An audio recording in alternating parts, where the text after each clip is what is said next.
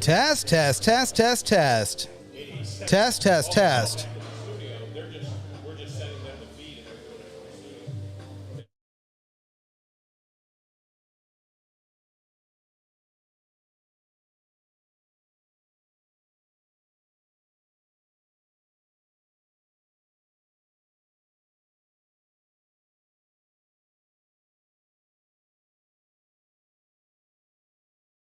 Test, test, test, test, test.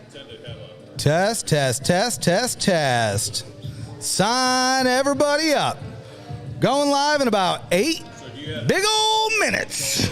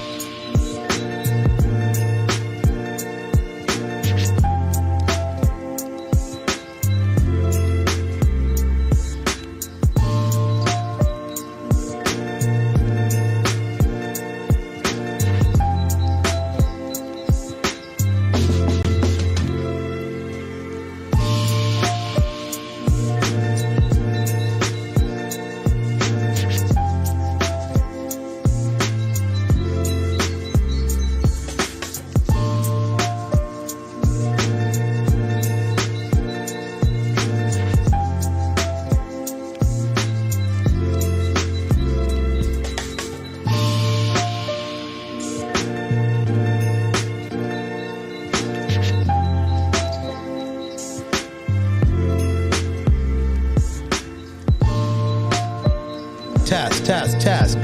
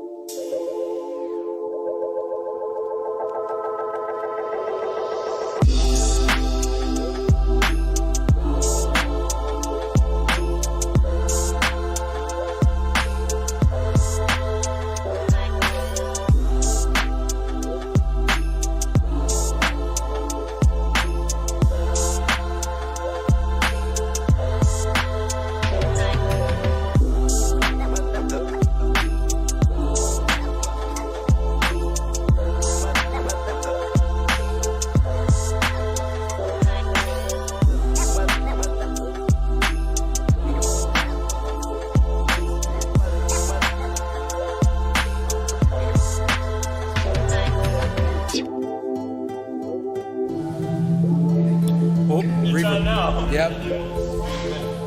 Where's the feedback coming from, though?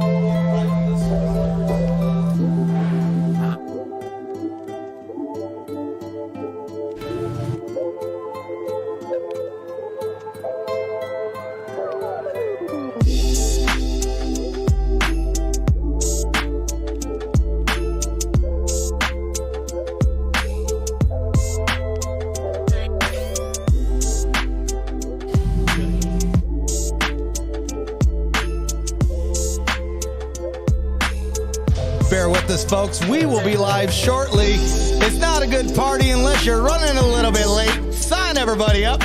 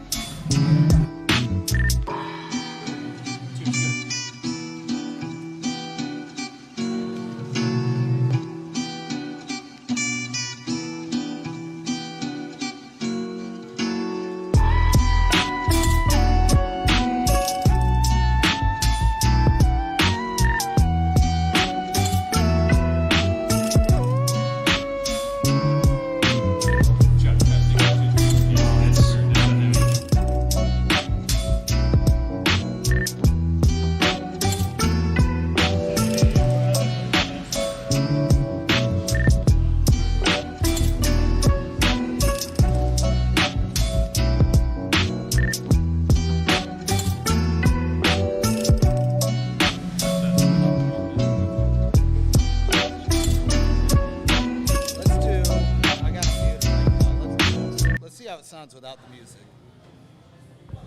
Test, test, test. Test. Check, check, check. So I'm coming through.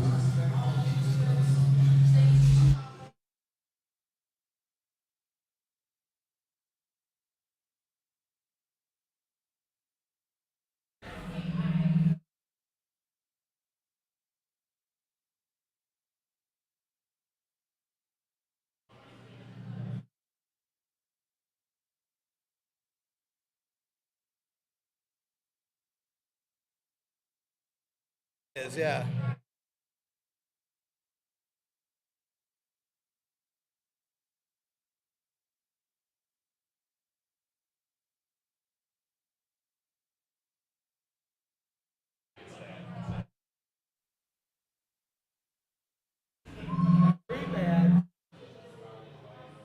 Too good? Too good? Too good. 3 bad.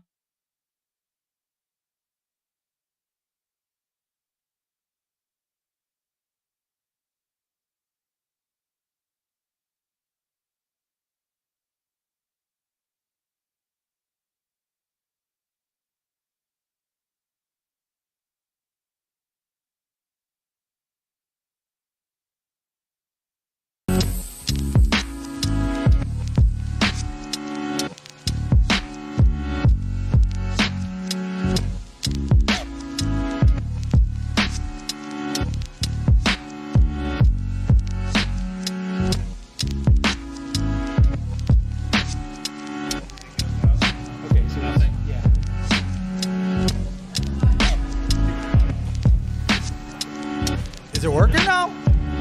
No, he took it out. He took it out. Well, I'm not getting it now, though. That's good.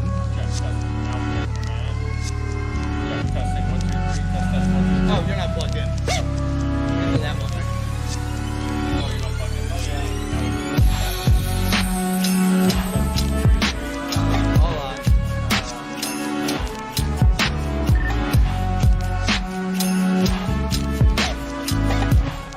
Try now.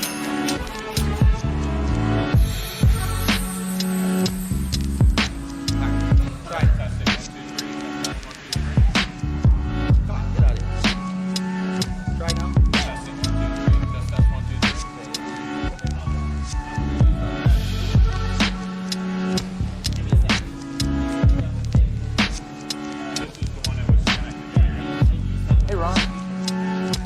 How's it going, man? We should be starting any minute. We just have like final things. God dang it. What we can do is I can bail.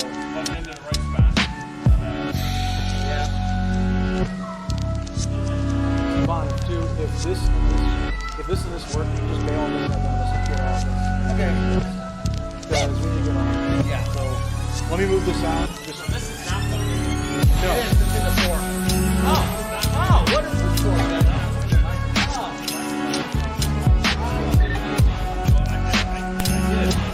All right, try now. Yeah, I see. Check. Testing. 1, 2, 3. Test, test. 1, 2, 3. That works. I'll get rid of this crap.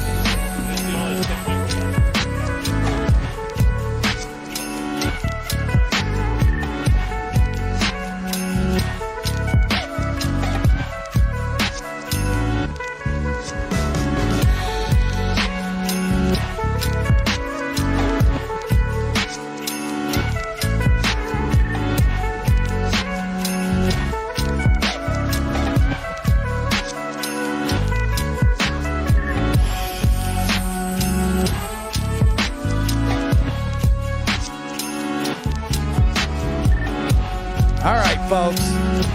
Only 8 minutes late, and it feels great.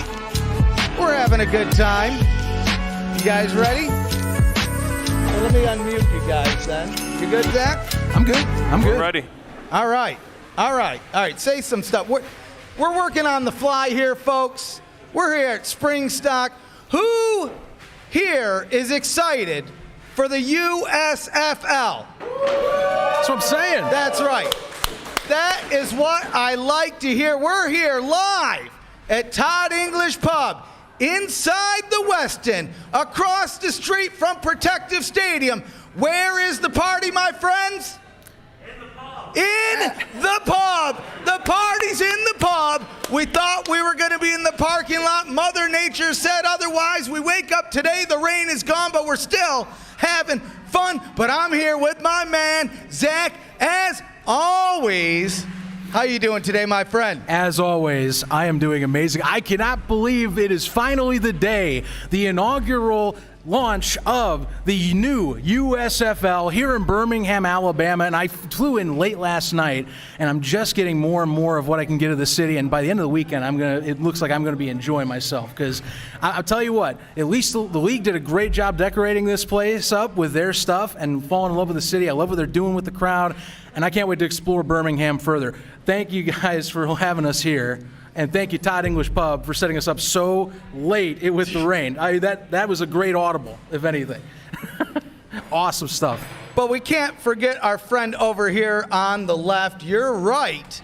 Tom Abraham of ESPN 97.7. We could not do this show without him.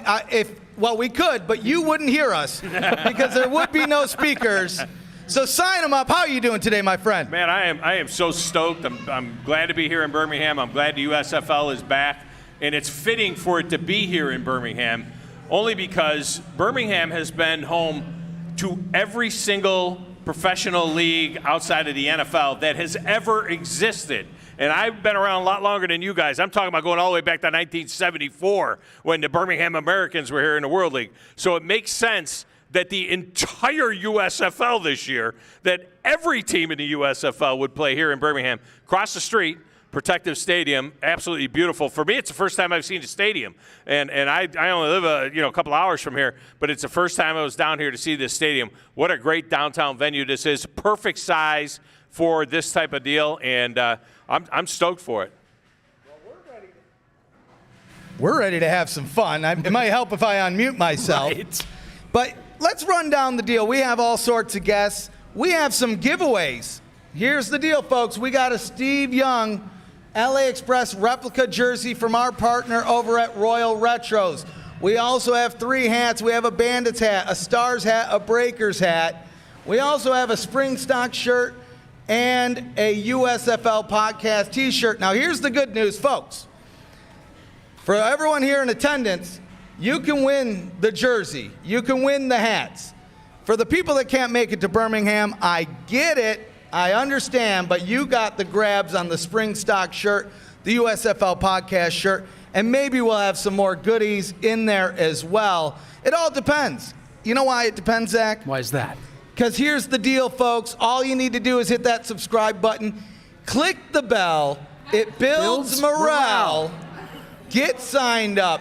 And here's the deal. If we hit 5K today, we're giving away a USFL jersey, my friend. I always hit you with those unexpected expenses, but here we go.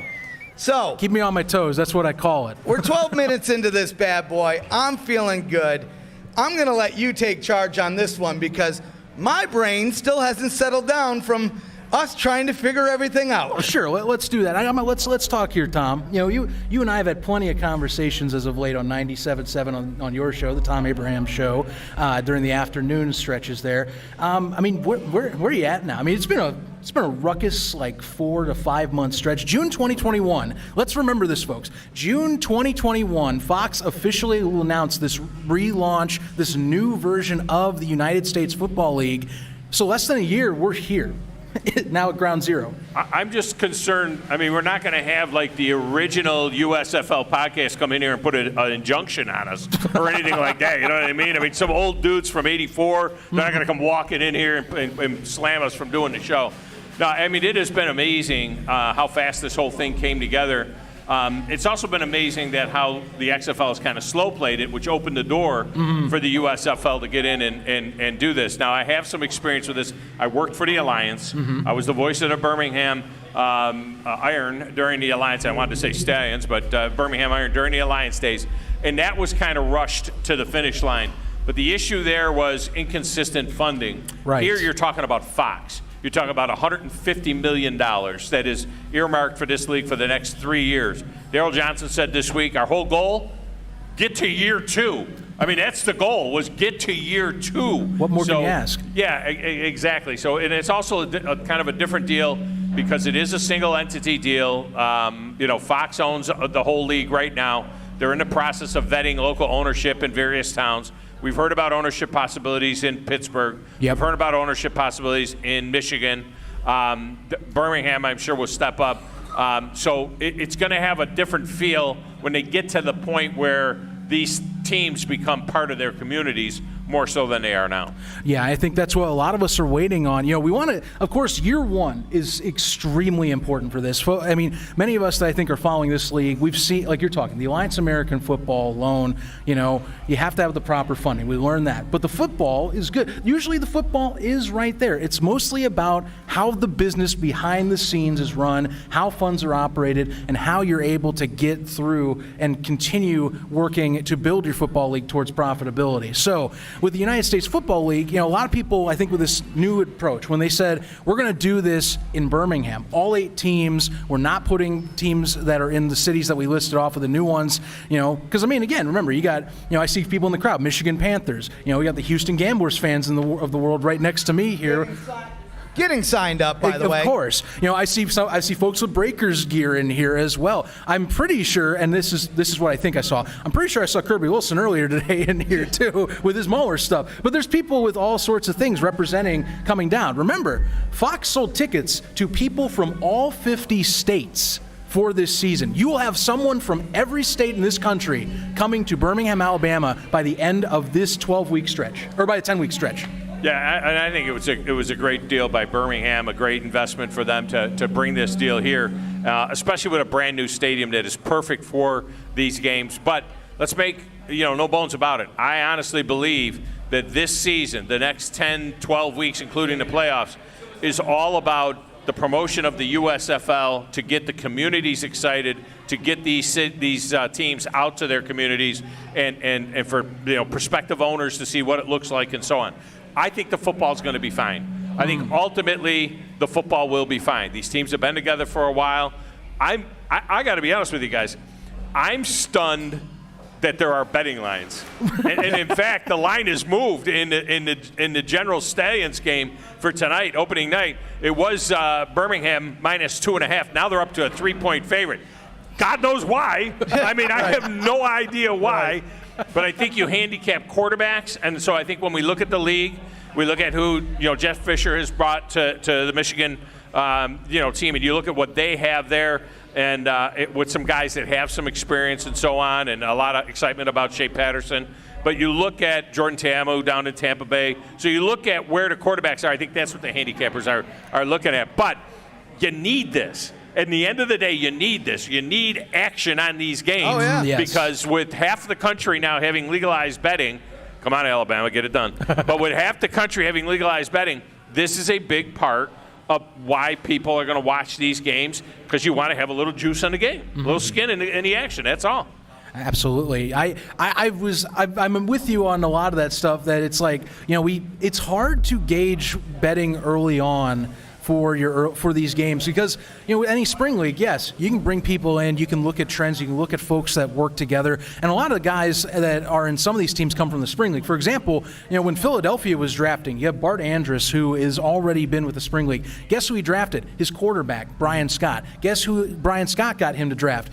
Jordan Sewell, who worked with them, was the top receiver for the Generals when they won their TSL championship for that late 2020 season. So those are a few angles you can kind of look at, but still, that doesn't mean that it's going to be any certainty at all. And I know betting does, you want to try and get as close to a possible, at least possibilities, you want to have as close to chances of hitting what you want.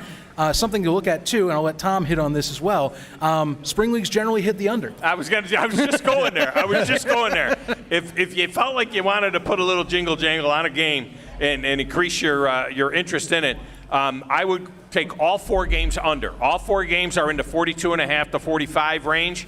And with the Alliance, that first week, it looked like the first week of preseason. It looked like a lot of 13-6, 20-9, those types of games. And we could see a lot of that in this first week. Plus defense, and let's just be honest about it. Offense is about precision, game planning, adjustments, timing, okay? Defense is get your best 11 on the field and fly to the ball. Yep. You know what I mean? So defensively, you'll be ahead. You're always ahead. I think I would pick all 4 games under the total, and then let's see what happens. Now, the other thing that the rules are going to kind of change a little bit about how we look at totals, because how many teams are going to go for 3, for example, from the 10-yard line? I honestly believe that your chances of converting a 3-point conversion from the 10 are almost as good as completing a 2-point conversion from the 2. Right. I don't think that the difference is going to be worth 33% more points, if you will. I'd be going for 3 every time. I mean, if I had a quarterback that could do anything, especially if I had a quarterback that can move and put pressure on the defense, with his legs, I'd be going for 3 every time, because I just think that your chances of getting 2 of those versus, two 2-point conversions on a field that is more condensed is just as difficult. So that's what I'd look at. Yeah. So that can affect the totals. Yeah, I feel this is a great time to kind of rerun through some of the new rules, the way you bring up with the conversions as well. And for those that have followed the XFL, the AAF, this is very much, to most of the degree, a hodgepodge of the all-stars of the best rules. The best of the best, that as they could say. bring. Is my mic even working? Yes, I don't it's know. working. Oh, good. I'm deaf, so sign us up. The best of the best. Well, and this is Mike Pereira's rules. Yes. Let's be honest. This is things, anybody that watches the NFL on Fox has heard Mike Pereira comment about certain things that he doesn't like, the kickoff return situation with touchbacks all the time, and the interference downfield on a ticky-tacky call, and how it seems unfair for it to be a 30 or a 40-yard penalty unless it's an intentional type deal. Things like that. Those are Mike Pereira rules. I don't think there was a committee. I think this is a committee of one, and Mike Pereira saying, let's try these things. The interesting thing is, it's the XFL that has this petri dish relationship with the NFL to test certain things. Well, they're already testing them here, too. Right. If you don't think the NFL's watching this, maybe the NFL didn't say, hey, we want to see what the kickoff looks like from the 25 with the ball being dead if it's inside the 20 or whatever it is. They don't have to request that. Pereira knows what they're looking for. So, I think that that's one of the things that is very interesting about this and where it is going. So some key rules for those as a reminder. So Tom brought up one of the ones that you're going to be watching out, I think especially in terms of the betting elements and how coaches at least operate their game plan, is that they have 3 options for extra points. You can take one of the options as a regular standard NFL extra point from 15 yards away. If you go to the 2-yard line, it's 2 points. 3, if you go back to the 5, the 10, thank you, it is going to be... I'd rather go from the 10 than the 5. Yeah. I want to run some crossing routes. I want to run some shallow unders. I want to get some natural picks. All of those things that happen when you have 10 yards of field and 10 yards of end zone, I want to run it from the 10. Yeah. You can't run that stuff from the 2-yard line. It's too congested. Well, I think it adds the excitement factor for the viewability for fans. Because remember, Fox wants this to be a broadcast-first property, and trust me, they want to fill in the stands, no doubt about it. Protective's right there. They want to see that butts and Pack seats. protective. Pack protective. Exactly. But Be interesting to see whether or not the first wave of fans all end up on the side opposite the camera. Right. I mean, that's the way I would be doing it. I mean, I would make sure that side is full first, and then fill up the other side. Although I think there's going to be good crowds. The weather looks like it's going to hold off.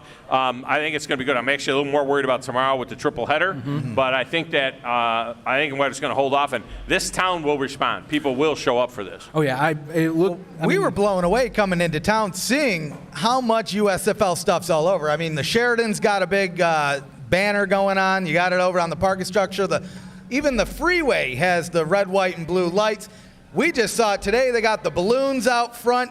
Everybody here is embracing the USFL, and it's gonna be fun to see how this opening weekend shakes out, how it shakes out throughout the rest of the season as well. Because, I mean, let's be honest here. I think the Stallions have a good chance of getting a good crowd throughout the season, but then the games that are on opposite days, I think that's really going to gauge the true interest of the overall football. Oh yeah. But like you mentioned earlier, the real goal here is to get out to the respective cities, find the people that are willing to invest. We've heard, I believe it was Edward Hartman had said, it was actually Lachlan Murdoch, CEO of Fox, said they're fully funded for 3 years from outside investors alone, right? So we talked about it earlier. Their goal is to earn a season 2 But for all intents and purposes, it seems like it's a lock. Now, I thought that with the XFL. So anything we thought can that happen. with the Alliance. Yeah, we thought it with all of them. The guy was told that they were going to lose $70 million the first year. Yeah. They were going to break even the second year, and it would be profitable by the third year. And the guy lost his stomach 7 games in, and he was like, I can't do it. I can't be the only one in here, but who remembers when they announced Tom Dundon was the new financier when they had to switch out? They brought him into Legion Field. We were doing a game. They brought him into Legion Field. My color commentator was Mike Johnson, All-American offensive lineman from Alabama. They brought him in. A couple of people from the Birmingham organization came by after he had been there for a little bit, and they said, I'll be honest with you, they said, we're in trouble. They said it right off the bat. They said, we're in trouble. And the problem with Dundon was he wanted a deal with the NFL to have this alliance for developmental purposes, and he wanted it by the end of the 8th week. And Jeff Fisher, who I consider a friend, was working on that deal. Bill Polian, who back in my coaching days was the head of scouting department for the Buffalo Bills, so I knew Bill for years. Bill Polian and Jeff Fisher, they were working towards that goal. But remember, the NFL contract was, the CBA was, expiring, and it was going to take time for the NFL, for the union, to agree to allow players to play more games, basically. And it was going to be, it was one of the negotiating deals. And Dundon just didn't accept the fact that this was going to take a minute. You just don't call the union and say, hey, we want your players. I mean, it's not going to work that way. So he didn't have the stomach for it. And, supposedly he was invested for 3 weeks or for 3 years. And so I will say this. We did 7 games. We did 7 games. The league played 8 games. Yep. They didn't have us broadcast week 8. I did get paid, and Mike got paid through the end of the season. Oh, so nice. A lot of people, talk about, who got stuck and whatnot. We got paid all 10 games. So that was, they did take care of the broadcast teams and things like that. I know a lot of the other people that worked on that deal did. But I agree with you. I think Fox is in this deal. This is programming for them. The time of year is right for Fox for them. They've got the other distribution with NBC. For $150 million investment for 3 years, you're talking about $50 million a year for 3 years. That's not something that they can't recover. Yeah. I think that absolutely. The issue of the teams in the communities, I agree. It's going to be interesting to see what a Tampa Bay New Orleans game looks like out there as opposed to a Birmingham game against anybody. Right. But I think people will show up. Look, the deals. Are you kidding me? $10 tickets and the kids are free. Yeah, yeah. Buy a season ticket for $90. That's $9 a game anywhere in the building. And by the way, if you have a ticket, for example, for tomorrow, your ticket's good all day long. Yeah. Yep. I mean, you're getting 3 games. I'm no math major. It sounds like $3.33 a game. Right. You know what I mean? So it's not. That's why I say that's not the priority. Yes, they want bodies in the stadium, but it's not the priority right now. That'll be the job of the individual owners when that happens. Yeah. This thing is going to last. Well, I believe it will last. Well, and I'll tell you what, even with the reasonable ticket deals, the way that they advertise the broadcasting and the elements they're using, I almost am like, man, if I'm locally, I'd go to the game. But if you're away, I know there's been questions about people in the markets that they're advertising, like say New Jersey or Houston or New Orleans. Although New Orleans is kind of close. Nonetheless, are we going to be able to connect with these teams? I think with the broadcast, you're just going to love the broadcasting. Like Daryl Johnston has stated publicly on interviews that it is going to have as much, if not more, production value than the NFC Championship game this past winter. Yeah. And that means a lot of something. And there's a lot of stuff. 2 Skycam views for cameras. We got drone cameras flying around That's the stadium. That's the one I'm excited about. Yeah. The drone has me fired up to the point where I don't even know why they're using Skycam.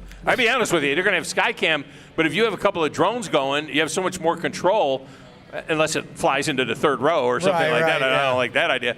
But the drone coverage, I think, is going to be really good. I'm not a huge fan of helmet cam. It makes me nauseous. Well, that's we'll see how they use it and so on. Love first down line. I mean, we've had first down line forever. Now they're going to use it, and it's going to be precise. There is a chip in the ball, which they have in the NFL as well. Why the NFL hasn't done this, I have no idea. Yeah. But it's going to be similar to watching Wimbledon and see if a ball is in or out. So I think that's going to help it.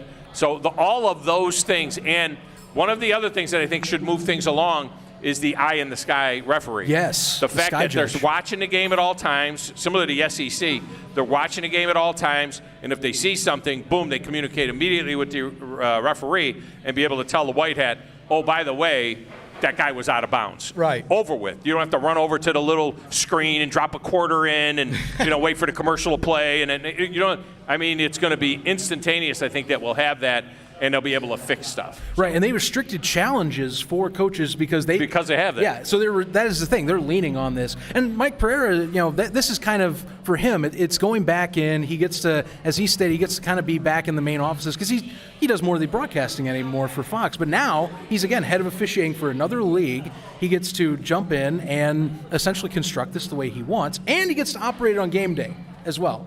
And these officials, let's keep in mind, again, we heard the XFL news, and I'm excited for the XFL too. This isn't a USFL versus XFL thing. Oh, by the way. It is SpringStock after all. It is SpringStock. And by the way, I thought this was really interesting. I put up a poll question at the end of my show yesterday that said, what schedule do you like better? Do you like mid-April to mid-July, which would be USFL, or XFL's mid-February to mid-April? We got over 1,000 votes on that poll, over 1,000 votes. And remarkably, it's running about 50-50.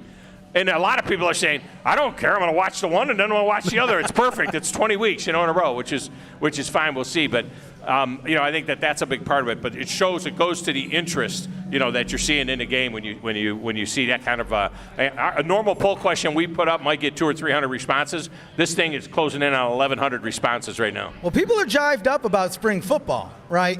So clearly there's a lot of excitement because the USFL is kicking off right now. The XFL, they're making all sorts of announcements. I mean, we got the coaches. We're waiting on the thunder. Yes. Trying to steal the thunder. But that's the one that I'm looking forward to next year, and then maybe year 3 of the USFL is how that all works together. I mean, they could play separately where they go back to back. If I was a gambler man, I'm a gambler's fan, so I am a gambling man. I would wager that we're going to see those two companies come together at some point. Yeah, and I tell you what I would love to see, even if they played separate schedules, if they played at the same time, if they determine what the time would be. And me personally, I'm a fan of mid-February to mid-April because I want to go fishing. You know what I mean? I got a yard to take care of, but I live in the South. You know what I mean? And I'm not going to a game in Michigan necessarily, in February where it's going to be miserable, to go to a game.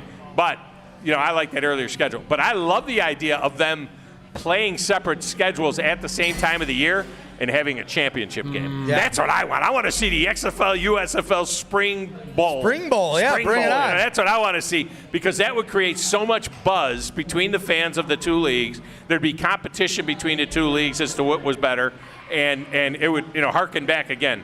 I talk like I'm as old as dirt, but I was there. As a little kid, seeing the NFL and the AFL come together, that was a big deal, and having those AFL, NFL Super Bowls. I'd love to see something like that. But I agree with you. I think at some point in time, there has to be some sort of a merger, some sort of taking the best ideas of both and getting Rock's money in there along with the Fox and the others. Oh, sure. I mean, it almost makes it unstoppable at that point. And I look at it as a great way to expand, right? Rather than having to bring new teams, new owners, hey, Rock, this is your 8 teams. You want to get in individual investors, go for it, but that's your problem.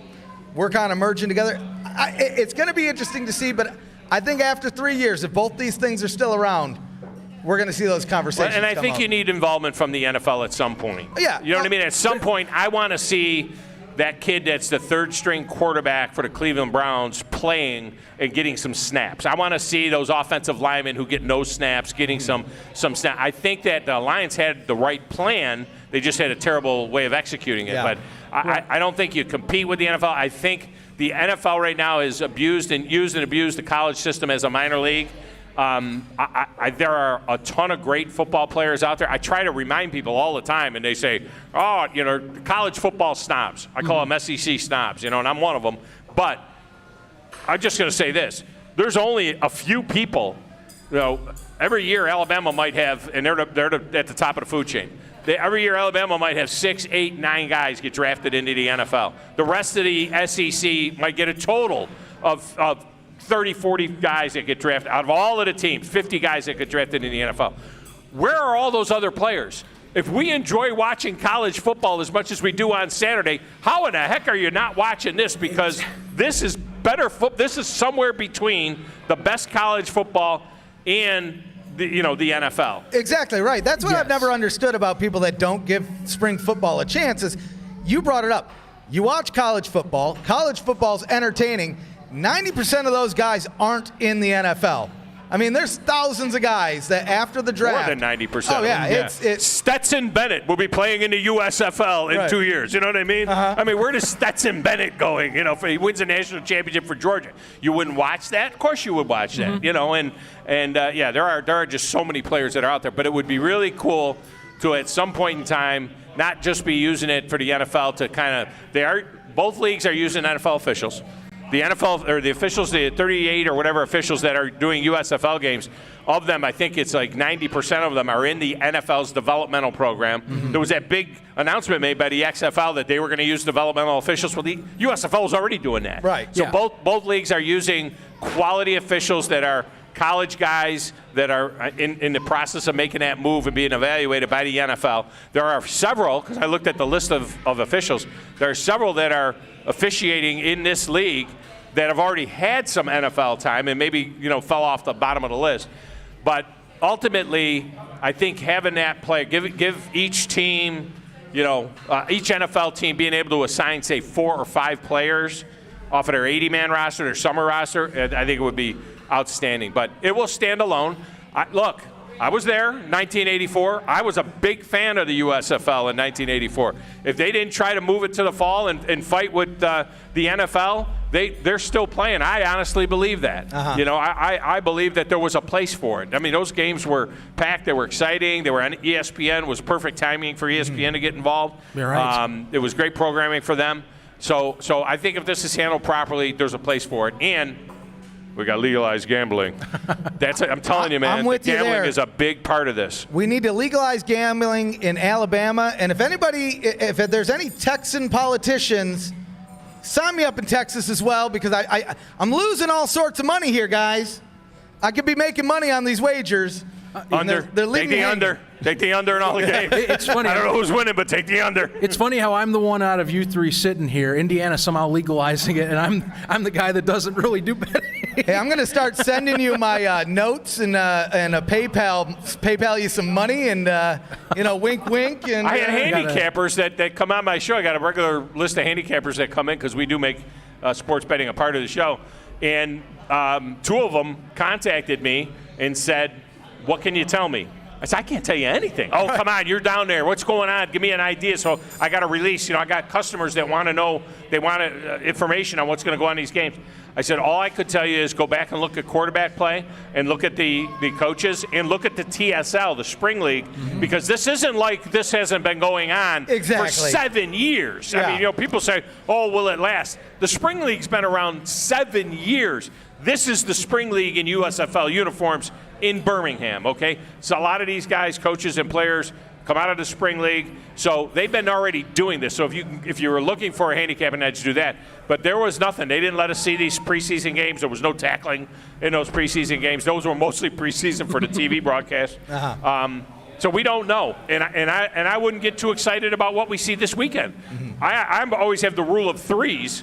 I want to see what I see the first week. Do I see it again the second week? And then on week 3, is what I saw the first week what I believe, or do I believe what I saw the second week? So there's going to be a lot of change, and it's only a 10-week season. So we'll see. Oh, yeah. Well, the league just started this week, finally doing regular injury updates, too, that they're sending out either via PR or now via social on games coming up for this weekend and for Saturday. So they're getting it down, finally getting that in, so that's going to help a little bit.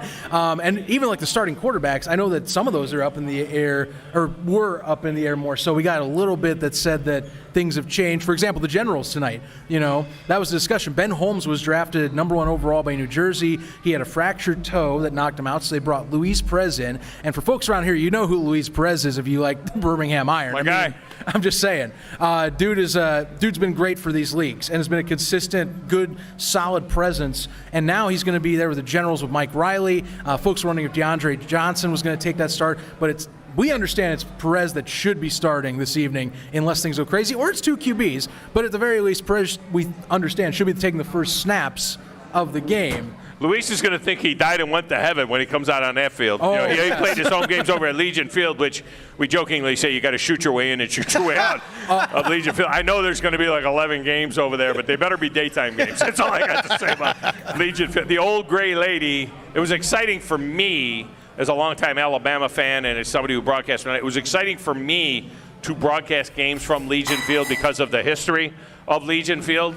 But having said that, the sooner that thing's on the ground, the better. I mean, I'll be totally honest with you. This deal here across the street, this protective stadium, is perfect for this. Absolutely perfect for this. Well, I'll tell you, we were driving around, because ref here picked me up last night from the airport. Like, really, I'm talking like 11:30 at night just because of my flight schedule. And we took a drive around, to check out the lights on the highway, some of the other, little pieces around. Like, of course, they got the standee footballs on the tees around town, and to check out Protective, because I've never been here. This is my first time in Birmingham. Passed through going to Orange Beach, Alabama one time on a road trip, but I've never stopped. And I'll tell you, just going around the entire stadium, you go, this doesn't feel like there's like a 40,000 seat stadium just chilling here for people to jump into. You just pop into it. It's just right there. We turn a corner, there's a football stadium. Sign us up. Yeah, there was a lot of controversy about that stadium. It took a long time to get it built. It's always like that in Birmingham. It takes a while to get stuff done, stadium stuff. But Regents Field is just down the street, one of the best minor league stadiums. It's a AA. I don't know why they're not a AAA town, but it's a AA stadium, and it is an absolute beautiful, it's a gem downtown stadium. And now you got Protective Stadium. A lot of people were pushing hard, like, look, if you're going to do it 70,000. Do it full size. Yeah, let's get Alabama playing some games back over here. Let's get Auburn playing over here some games. Let's get the SEC championship game back, out of Atlanta. In the heart of the state. In the heart of the state. So it was a little bit surprising, I guess, in a way that it is limiting. I mean, it's perfect for UAB. It's perfect for UAB if they end up in the Big 12 with 10 teams. If they end up over there, that would still work. But it falls short of other things. But it is perfect, absolutely perfect for the USFL, and that's why Birmingham, I think, is going to be one of the great draws. Year 2, when these teams start spreading out and getting to their towns, I think Birmingham will be one of the leading draws in this whole league. Well, talk about another thing we checked out while we were here, because we stopped at the football tee out in front of Southgate here, and just to look at Uptown. So.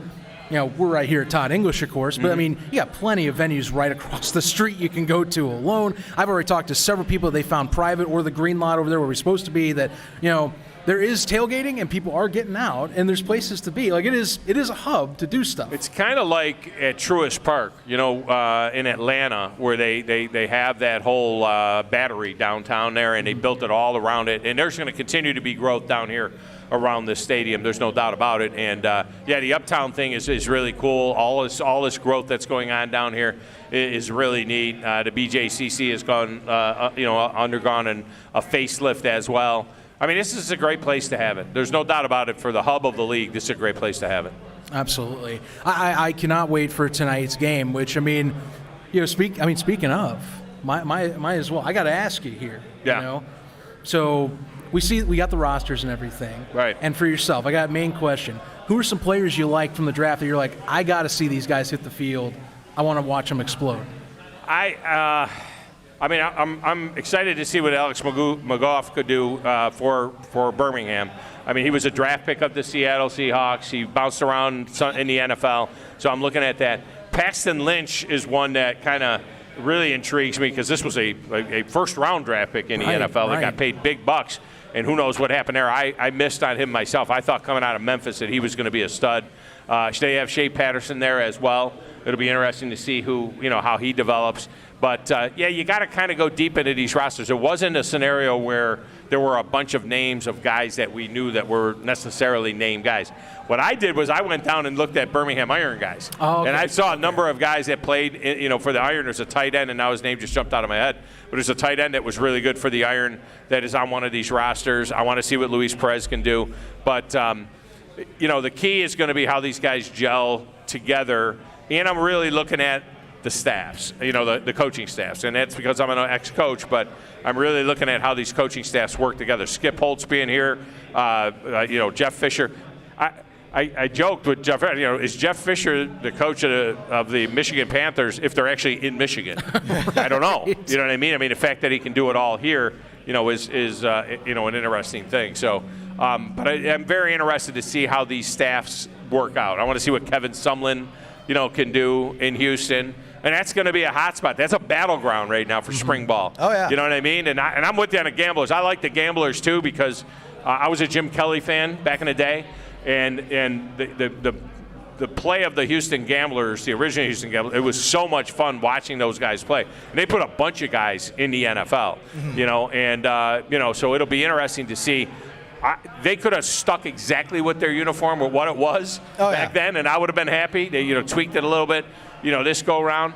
But it'll be interesting to see what Sumlin does there, and so I'm kind of looking at that. The hometown guy, Skip Holtz, that is for the Stallions. I'll tell you, because we try to find everything we can, not just with what the network does for Fox in terms of promo, but I've loved what they've done locally. They're getting a lot of local TV outlets involved and getting promos with him. Skip is just a joy to listen to. I mean, dude is just a ball of energy and is just ready to get this going. And does feel like he's ready for it. He wants this challenge. He's been a college football coach for pretty much his entire career, getting his first professional gig, and the thing with the USFL that is cool, and we talk about how college players, and we want to see how the college system can integrate into something that's a step above college but below the NFL, like we want.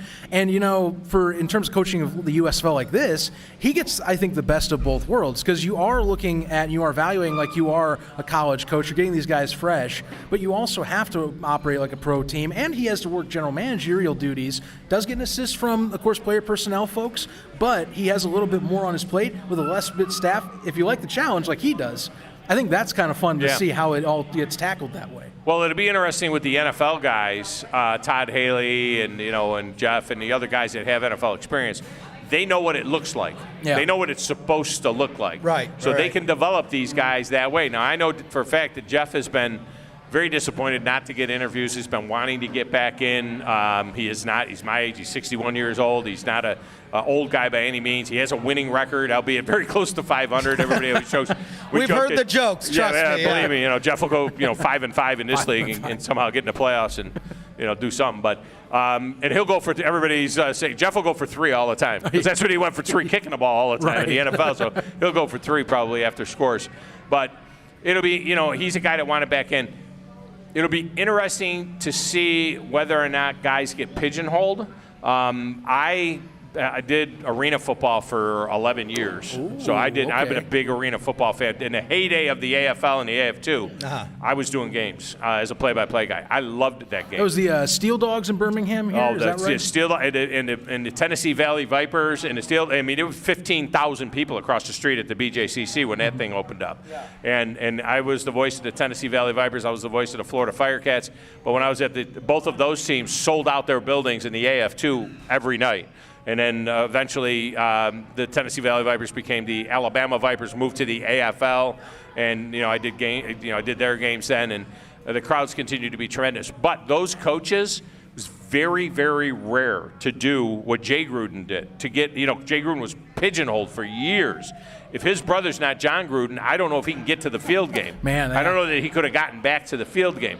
So, you look at that. I wonder if guys who are in the USFL are going to get pigeonholed at all as, well, they're USFL guys. And then they're caught between college and the NFL. If Skip Holtz goes 9-1 and wins the USFL championship, all of a sudden, does he become a hot commodity in either college or the NFL? Does the NFL start looking at him and say, wow, maybe we need to take a look at that guy. If Jeff Fisher runs the table here and does something great, do people in the NFL start saying maybe we need to revisit, Jeff Fisher? So it's going to be interesting to see how those guys do and how they, because the players are going to have every opportunity to move up. If they do anything significant, you're going to see, I don't know what the over-under will be, but you are going to see deep into the double digits players who play in the USFL this spring that are going to end up in camps with NFL teams. There's going to be a lot of absolutely. I mean, we saw it with the XFL. Yeah. PJ Walker's a great example. Going into the season, he was just a backup. I think he was just even on the practice squad for the Colts. Comes into the XFL, undefeated, only 5 games, but, I mean, he looked pretty dang strong in there. Yeah. I'm excited to see who's the PJ Walker. Who is the besides Tom, of course. Somebody Exactly. Well, the kid that was the center for the Birmingham Iron, he ended up, he was the starting center all 17 games for the Pittsburgh Steelers last year. Right. You know what I mean? So, I mean, there are guys in various positions. There's a tight end. Who was the tight end in the USFL from Dallas? The big, tall, stringy Donald kid. Parham. Yeah, he played in the NFL all year long. He was a guy I think was with the Rams. He got a Super Bowl ring. Chargers. He's with the Chargers. Chargers. I'm sorry, you're right. Yeah. Chargers, not the Rams. But the he's one of them LA teams. Yeah. But he's been consistently playing. They just announced that they signed him back on. He's going to be competing for the starting position at tight end now. So, he's made his mark. That's what these are for. It's not an opportunity, but it's also for those that just love the sport that much and just want football. If there's a quarterback, I like your question. Who's PJ Walker? Who's going to flash? I mean, that thing only lasts 5 weeks, and we were talking about PJ Walker. And by the way, COVID, they're still playing. If that's not a pandemic, they're still playing. Jordan Ta'amu, that's one to keep an eye on. I like that kid. I liked him at Ole Miss. I liked him with the Seattle Battlehawks when he was there. I would keep a close eye on him and see what he does down there in Tampa. Well, I mean, I think Todd Haley's a good fit as a coach, and he also has a couple guys that he played with the Battlehawks joining on with the Bandits. I know Bruno Reagan, good friend of the show. Right. And I believe he has maybe a receiver there as well. Keith Mumphrey is also who was the main receiver for Ta'amu at the time at the Battlehawks. So, connections, like I said, they are important, I think. Remember, less than a month they had to prepare for this. So, the XFL 2.0, a lot of people looked at that as like the standard, I think, for some, and they had at least 2 months to get ready. This was 25 days. Just keep that in mind. In terms of players getting ready. Yes, in terms of player from the time training. they draft in terms of player training camps, getting in here, being suited up at the Westin and the Sheridan right here, and getting all set to go. That's why I say under. All weekend long. Take the under all weekend long. And the thing is that they're going to have a huge audience tonight because of the fact that, this is the first game since Super Bowl I that is going to be on 2 major networks at the same time with on Fox and NBC. If this looks janky, they're going to lose a lot of people. If it's exciting, people will come back. I don't know. They're not going to watch the early game tomorrow because of Easter. It'll be in church during the early game. Mid-afternoon game, there have been Easter egg hunts running around. I'm talking about my schedule. And then, but the late game, I think you'll get a lot of people watching the late game. I think that'll be something that I've already got my late game broadcasting. I'm going to be flipping back and forth between the Dirt at Bristol, NASCAR guy. That's right. Dirt at Bristol and the USFL game, the late game. But it'll be interesting. It's also going to be interesting to see how ESPN handles it as far as giving it promotion. Are the highlights going to end up there? Are there going to be a crawl on there? Because ESPN is famous for only promoting their stuff. Right. I'll tell you right now, the audience for this is going to be multiple times what the audience is for a WNBA game or a WNBA draft. I'm just saying. But ESPN brings us the WNBA draft, like anybody really cares about. 0.0, Blutarski on the WNBA draft. You get the games. Well, they carry them because it's their contract with the NBA. Right. They have to carry a certain number of games. You got to promote your stuff. Right. It's funny, we talk about the contracts. XFL's on there this week, and that's the whole speculation right now. They got to go. They got to be an ESPN. Right, because it's like Disney's got to be doing it, right?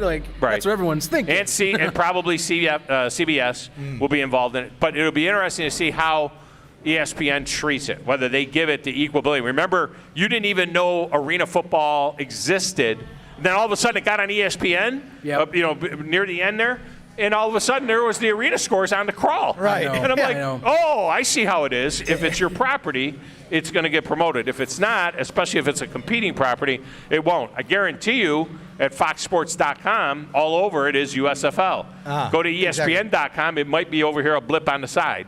So, We had a good laugh and this is ESPN based, so we had a good question. So obviously the real USFL is still, of course, doing their own. The original. The original. Let's call it the original, because this is just as real as anything. We do we call it the OG on the show. Yeah. The OG on the show. Nonetheless, ESPN barely reports on any of the new stuff. None of the draft coverage. None of the barely the new uniforms or anything. All of a sudden, lawsuit hits. Like everyone else, slap a lawsuit article up there. Let's get some reads on the website going. Yeah. It just was. It's one of those things. Those were their guys. Remember, It was all ESPN back then. I mean, those original guys, Larry Zonka and all those teams and everything. Well, that's a funny twist, because back in the day, the original lawsuit for the OG USFL, that was about, the broadcast, we can't get in. And then you look and go, oh wait, ESPN and ABC tried to pay them like $160 million for a contract. So irony flies everywhere sometimes. It's kind of going to be interesting.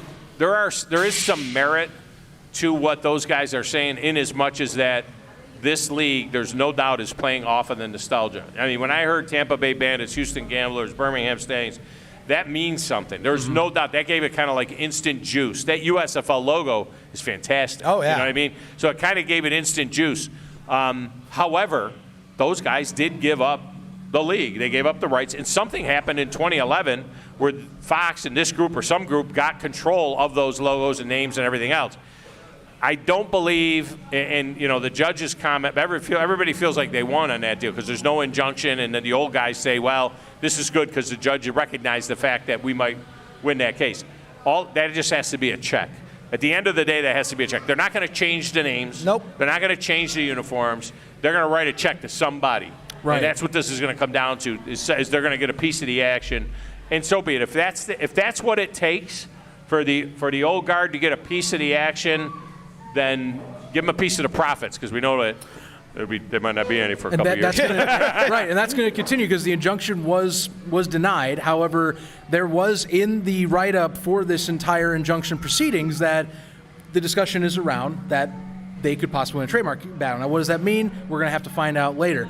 But those names you're talking about do mean something. I mean, heck, and we'll have him on the show in here in a second. Our good friend is over in the corner. Ron Frederick over there is going to be on the show here soon, former Birmingham Stallions receiver, and we're looking forward to talking with him on the show as well. But, there are Did Ron go out for the team this year? Did they call you back? Did they leave you on the roster at all? Or, I mean, you look in great shape. I mean, you could have. Be the guy in the relief guy in the flat, maybe 5 yards down. I mean, he looks like he's in great shape. I remember him playing for the Stallions back in the day.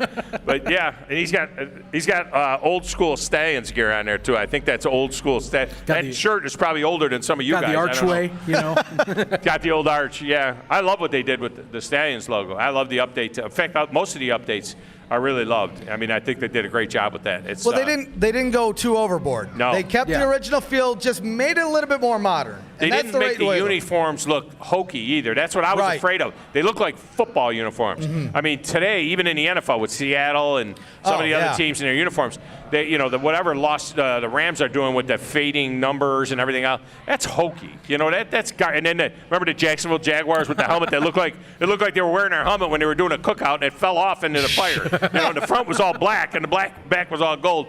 I mean, stop with make your teams look like football teams, and that's what they did. These uniforms look like football uniforms, which is good. Yep. So I think we do need to move on to our next guest, though, soon. Yeah, I believe that is the case. We do probably have to. You do. I got Easter eggs to paint, too. Right. Oh, well, I know you have family stuff to do, and there's one thing I don't ever step in the middle of. I've told you this over there, Tron. I don't know, there's probably a couple other folks maybe watching. Family always comes first. Yeah, but especially when I got 9 kids and 10 grandkids. Well, I didn't even know that. She looks like she walked off the cover of Vogue, and sign this guy up over here. But no, my goodness. Save that for Chad. I don't know where Chad went, but we call him Coach Grizz, Chad Guatney, and there he is. He came down early. and he'll be here late. He came down from the radio station to help you guys out, whatever way he can do that. And I really want to thank you guys both for coming on my show. It's a thing for me, and we're going to do a regular USFL Friday update on Football Friday on my show. And so I'll be wearing you out a little bit, for that probably. But it's a big deal, and I really appreciate what you guys are doing with the newsroom. The USFL newsroom, XFL newsroom, Pro Football newsroom. Every newsroom. All the newsrooms. All of them. It's a really good site. Everybody that's listening, sign up, do whatever you want them to do, get notifications, get the bell, hit the little bell thing and get the notifications at the YouTube channel. It's really, really good. You guys have a great staff that are writing for you, and you're handling it perfectly. You're handling it with class and professionally. And I really think that all the newsroom sites are really, really professional. I have them bookmarked in my laptop, and I use them for show prep. So keep up the good work. Well, thank you, sir, and thank you for the help. Like I said, for the folks that weren't here earlier, if it was not for this man, you'd be sitting very close to this stage to hear us, because we wouldn't have these speakers. Thanks for joining. Thanks for coming, and thanks for the support, by the way, because it's been about a year, maybe a little bit longer since we've been kind of interacting, coming on the show. Started with you, and then you told me to talk to this dude. I'm a busy boy. Yeah, you're like, talk to. Look, when I get he's a better talker too. I'm a loudmouth, but when I get a text from Tom or Chad about getting on the show, it lights me up. So I get excited. Like that is a privilege I take fully, every advantage, and will love to have it. So I can't wait to talk about the games now. I know. That's what I'm excited about. I'm trying to decide, do I wait Monday? We've got a lot that's going on. It's, a day for Alabama. Alabama's playing Tennessee in baseball. Those are going to be things that we're talking about on Monday. But certainly for me, a topic Monday will be, what did you think of the USFL? So, right. That's going to be talking points for us. Well, think about this. We're 5.5 hours away from kickoff. We are 4.5 hours away from the United by Football special that's going to air before the game, too. So keep that in mind, folks. Tom, thank you so much. Appreciate it. Thank you so much for coming on, really. And thank you for good seeing you, good talking to you, and I look forward to the next time that we get to interact in person again. But until then, we'll be talking on the radio. 97.7 ESPN, Tom Abraham Show. Look him up on social media too. Get all the updates, watch him. It's just an overall good show, fun show. He gets signed up just like we do, and he's, believe it or not, more knowledgeable about the game than I am, if you guys can believe that. Wearing those stripes. I coached for 11 years when college football. Wearing those stripes, you're lucky I didn't jump over the stage. That would have made one heck of a stream highlight. That's all I could say. Talk of the town. USFL Podcast gets into brawl with local radio personality. There's no such thing as bad press. Am I right? Give him a round of applause. Sign him up. Thank you, Tom. So far, how we all doing, by the way, everybody? How we doing? Yeah. You guys enjoying yourselves? You having fun? Here's what I want y'all to do. If you guys are on Twitter, if you guys are on Facebook, if you guys are on whatever social media platform that's not for me, go and share the stream. Let's get as many people in here as we can. Share it out. Let them know. We're here at Todd English Pub. And another reminder, tip the waitress well, because I'll come out there and get you if you don't. Yeah, seriously. I can see it. Seriously, we're gonna keep saying it. Shout out to these guys here, because we had to really do a last-minute audible to get this, and the fact that they were able to count us and get you guys a chance to come in, enjoy some grub, some drink, that means a lot. We cannot thank them enough for that. Well, keep in mind, they weren't even supposed to be open right now. They opened up for little old us. Again, we looked at weather, at all the weather predictions. And this is one thing that you'll learn in life. They're almost always wrong. We're looking outside. There's no thunderstorms. There's nothing. It's maybe partly cloudy. The weather's good. But either way, we have a backup plan. The party's in the pub. We have our next guest coming up. Come on now, in here. For the local folks out here, now this one's exciting. Former Birmingham Stallion wide receiver Ron Frederick. How are you doing today, my friend? I am doing great. Doing great. Got in last night from North Carolina before it got dark, and drove over to Legion Field, and they let me in. just walked around the stadium. It's missing a level. I think they maybe 20 years ago took down one of the levels. I think it maybe held 80 back then. I think it probably holds around 60 now. But anyway, just some great memories. Birmingham is beautiful. The people here, they love their football and support their teams well. I know the Stallions and my teammates all felt like we had a lot of support. I'll tell you what, I loved when we did our interview together. I love getting that, I know that they're different leagues by technicality, but I loved hearing from the old guard like yourself that went through this and kind of the different perspective. Let's retouch on that, by the way. Okay. So again, we're talking early 80s. You have the NFL, of course, that is the mainstay still. Maybe not as juggernauty as they are now, but they're still the main show in town. Alternatives, not really existent at the time. Really, I left out last time the Canadian Football League was around, but that was about it. It was the NFL and most of the players, at least I played at Duke in college, and ACC schools didn't get a lot of attention from the Canadian League. And so it was the NFL. When I graduated in '81, Tampa Bay and the NFL showed some interest and signed me as a free agent. Went to Tampa, went to a couple of mini camps, went to Tampa in preseason. It was the year of the first NFL strike. And made it towards the end of preseason, played in 2 or 3 preseason games, but got let go towards the end of preseason. As I said, they let go of a lot of rookies and late round draft choices because they could see the strike coming. And sure enough, the NFL strike occurred that year. I went back to Duke and helped Steve Spurrier, who was my offensive coordinator at Duke, coach wide receivers. And had heard about the USFL. I knew that Birmingham had my rights, having played at Tampa. And I got a call from Raleigh Dotch. And after a couple of conversations on the phone, I ended up signing with the Stallions. And from there, came on down in February for preseason. And the rest is history. Played with them 2 years. Just had a wonderful time here. Right. I imagine for yourself. I mean, how's your time? I mean, obviously you say you went over to Legion again, so a bit of kind of a flashback there. I mean, how's the rest of your trip been back here so far? It's been wonderful. As I said, went over to Legion Field, then went over to 5 Points. People that live in this area know 5 Points well. It was still buzzing as it was back in the early 80s.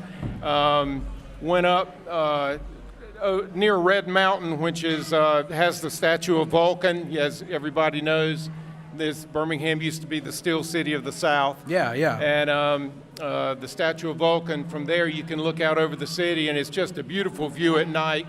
So I did that, went to a couple of other places. This morning got up, drove over to Rocky Ridge Road, which is where I lived the 2 years that I was here, second year with my wife, and just had a wonderful time reminiscing. It's been great. I can only imagine. Like I said, it's for me because I mean, folks, I'm 27, so like looking back at I don't mean to age you that way, but like 63. Sorry, I wasn't meaning to do that, but I'm just saying, like I'm a lot for me. It's just like reading stories from the past. That's how it is for me. So like I get these teams for myself. I'm trying to associate with like that and also part of what's back then, too. Sure. And I think that's just an incredible piece to it. You get a lot of people. I've spoken, for example, with Novo Bojovic, who was the kicker for the Michigan Panthers as well. Same deal. He's excited for this as well. We're trying to get a talk together. Just, life is life. Yeah. But yeah, I mean, I'm happy. I'm happy for all that. What are you thinking so far? I mean, since we last talked, a lot of stuff's been revealed. So, I love getting opinions from folks like yourself, but I mean, you see all the broadcast elements, you see the jerseys and everything. I mean, what do you think about the new version? I'm really excited about it. I think a lot of these new, especially with the broadcasting, they're going to have, I think I read 57 cameras. Yeah. The norm is maybe 20, 25, and they're going to have players mic'd up, which may or may not be good. They better have it on delay. And they should, I believe they're also going to have some like GoPro cameras on some of the players. Right. Which is going to give people that didn't get to play football an idea of what it's like to be down on the field. And that should be fun. So I'm excited. I think if they do this right and bring up a level of interest in the different cities that are going to be represented here. Then next year, when the teams go back to those cities, they'll be able to, already have some fan support, a base generated. Mm-hmm. So. Absolutely. Well, it's good. I'll tell you what, good start for the Stallions. I mean, that's advertising locally to people that want to be interested anyhow. So can't ask for any better. I'll tell you, I'm looking to tour around the city a little bit here, and then I'm coming back in 3 weeks. Oh, okay. And I that to me is just between that and like talking with Roy Johnson and other folks in the area. It really seems like it's got a lot appeal to it. It does, and it's always been a little bit of a surprise to me that Birmingham hasn't had or been approached about an NFL city. Sure. Being an NFL city, but they, in all of the leagues, the spring leagues, and I'm not as up on all of them as maybe you guys are, but they've always seemed to be one of the teams that had such solid fan support. The city loved the team, a lot of enthusiasm was generated, and I just think, in the USFL that I played in '83 and '84, as I've mentioned before, the first 3 or 4 games, we had some terrible weather. 30 mile-an-hour winds one game, sleet another game, and yet that fan support grew throughout that spring in '83. And then '84, I think we were one of the top 2 or 3 teams in the USFL as far as fan support. I think maybe another league was trying to put down the USFL and said we didn't have a lot of season ticket holders. These leagues aren't really built on season tickets at an early age. It's walk-up. Yeah. And, I think it was maybe 12 to 15,000 season tickets, maybe even less than that, but we averaged somewhere around 25 to 35,000. Right. And that's with 5 first games that were really bad weather. Well, because you guys, yeah. Real quick, I'll tell you this, just on that note about the NFL coming to Birmingham. Yeah. If this season is a success, I think they're going to start looking at that list of cities again and saying, they hosted not one team, 8 teams, mainly one stadium, a couple at Legion. Yeah. There's some options here.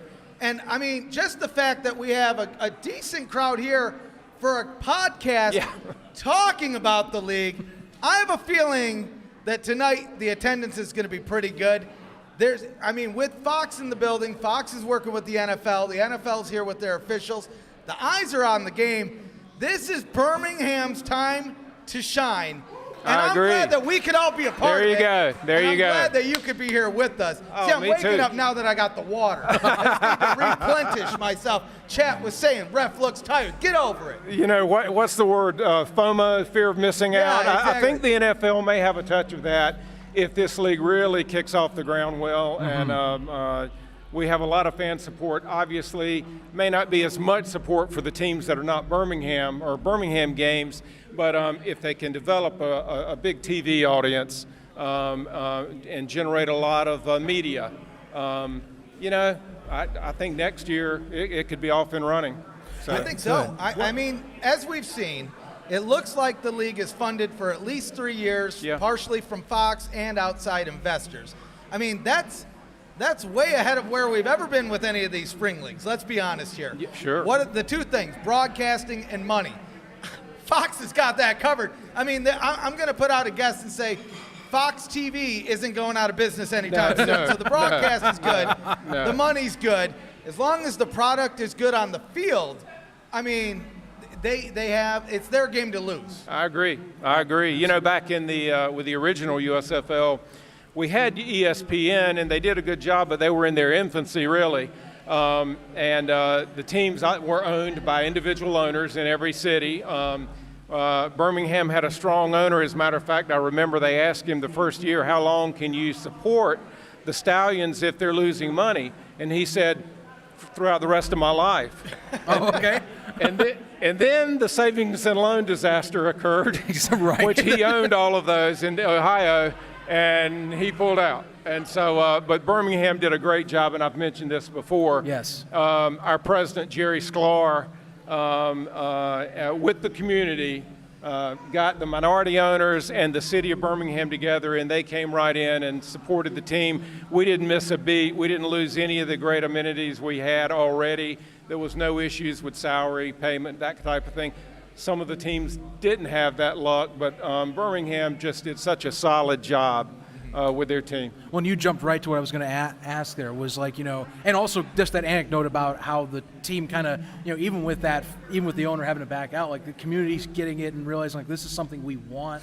Right. There was great fan support. I mean, there's several fan-run sites that keep the statistics from the old days, and the Stallions had one of the most consistent fan bases in attendance through all 3 years. The only ones that beat them that I understand were Denver and Tampa Bay. Right. But credit Tampa Bay also. I mean, John Bassett and of course Burt Reynolds. I mean, it's kind of hard to compete with that. and Steve Spurrier. Yeah, Steve Spurrier, of course, is coach. Thank you, because I wasn't going to forget. You have kind of a connection. You have a connection with Steve Spurrier. I played for Steve Spurrier at Duke. He was our offensive coordinator. That was his first offensive coordinator position.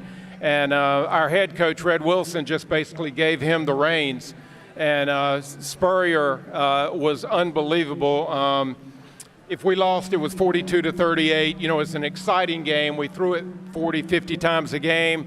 And I've played for a lot of coaches, but I've not played for a coach that could read defenses like Steve Spurrier. We would go in at halftime, and I've mentioned this one, but against Clemson, at Clemson, we went in at halftime, we were down, and I was thinking it's going to be the same old thing again. Here we go. Spurrier got the receivers and quarterbacks together, changed the routes just a few yards here and there.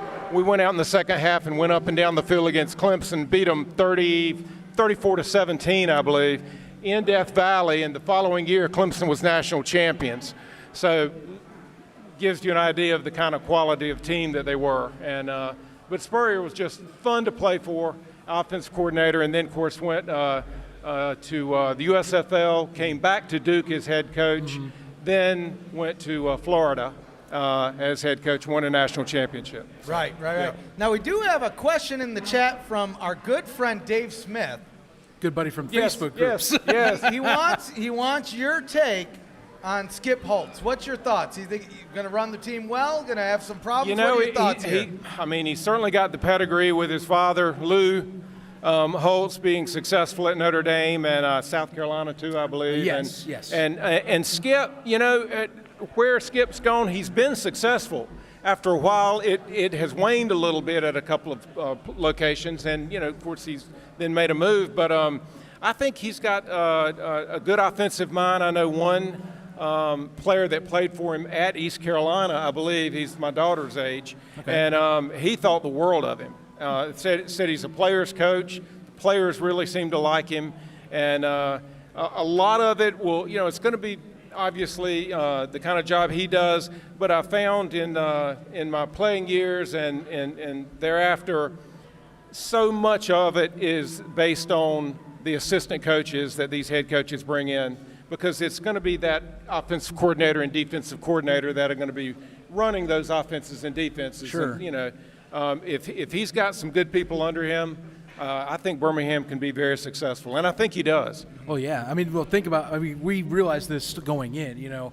They have cut down or have consolidated several positions. We're talking some coaches that are doing head coaches that are doing multiple jobs as well. Right. Kevin Sumlin, for example, running the offense in his own vision too. You don't see just a tight end coach anymore, and that's smart. A guy coaching tight ends can coach receivers also, wideouts, or even offensive linemen to an extent. So that shouldn't be a problem. No, not at all. But it does add that extra challenge, because I think I will say with Skip, like we were talking with Tom a little bit ago, again, I like how they've gotten him into the market here. He's becoming a face in this area. Yes, and his energy about the league just fits what you want for promoting the league. I agree. I heard him last night interviewed, and I like the way he's coming at it. And, he said if we're not quality on the field, all of this other stuff doesn't matter. Exactly. And it's like lipstick on a pig type of thing. And and he's right, and one other thing, addressing that, these guys can play.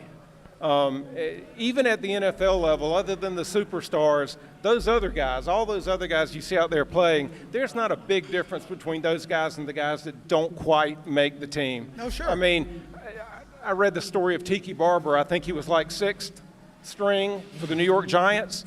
and had 3 guys not gotten hurt and the other guy, or a couple of guys not played well, we may have never heard of Tiki Barber. Well, here's another great example. Tom frickin' Brady. Tell me about it. Go blue. That dude, nobody knew who he was at Michigan. Let's be honest here. Yeah, 6th round draft choice. Yeah, right? he was way at the end. And now, I mean, any team would take him. They'll take him in 10 years from now. Oh, no question about it.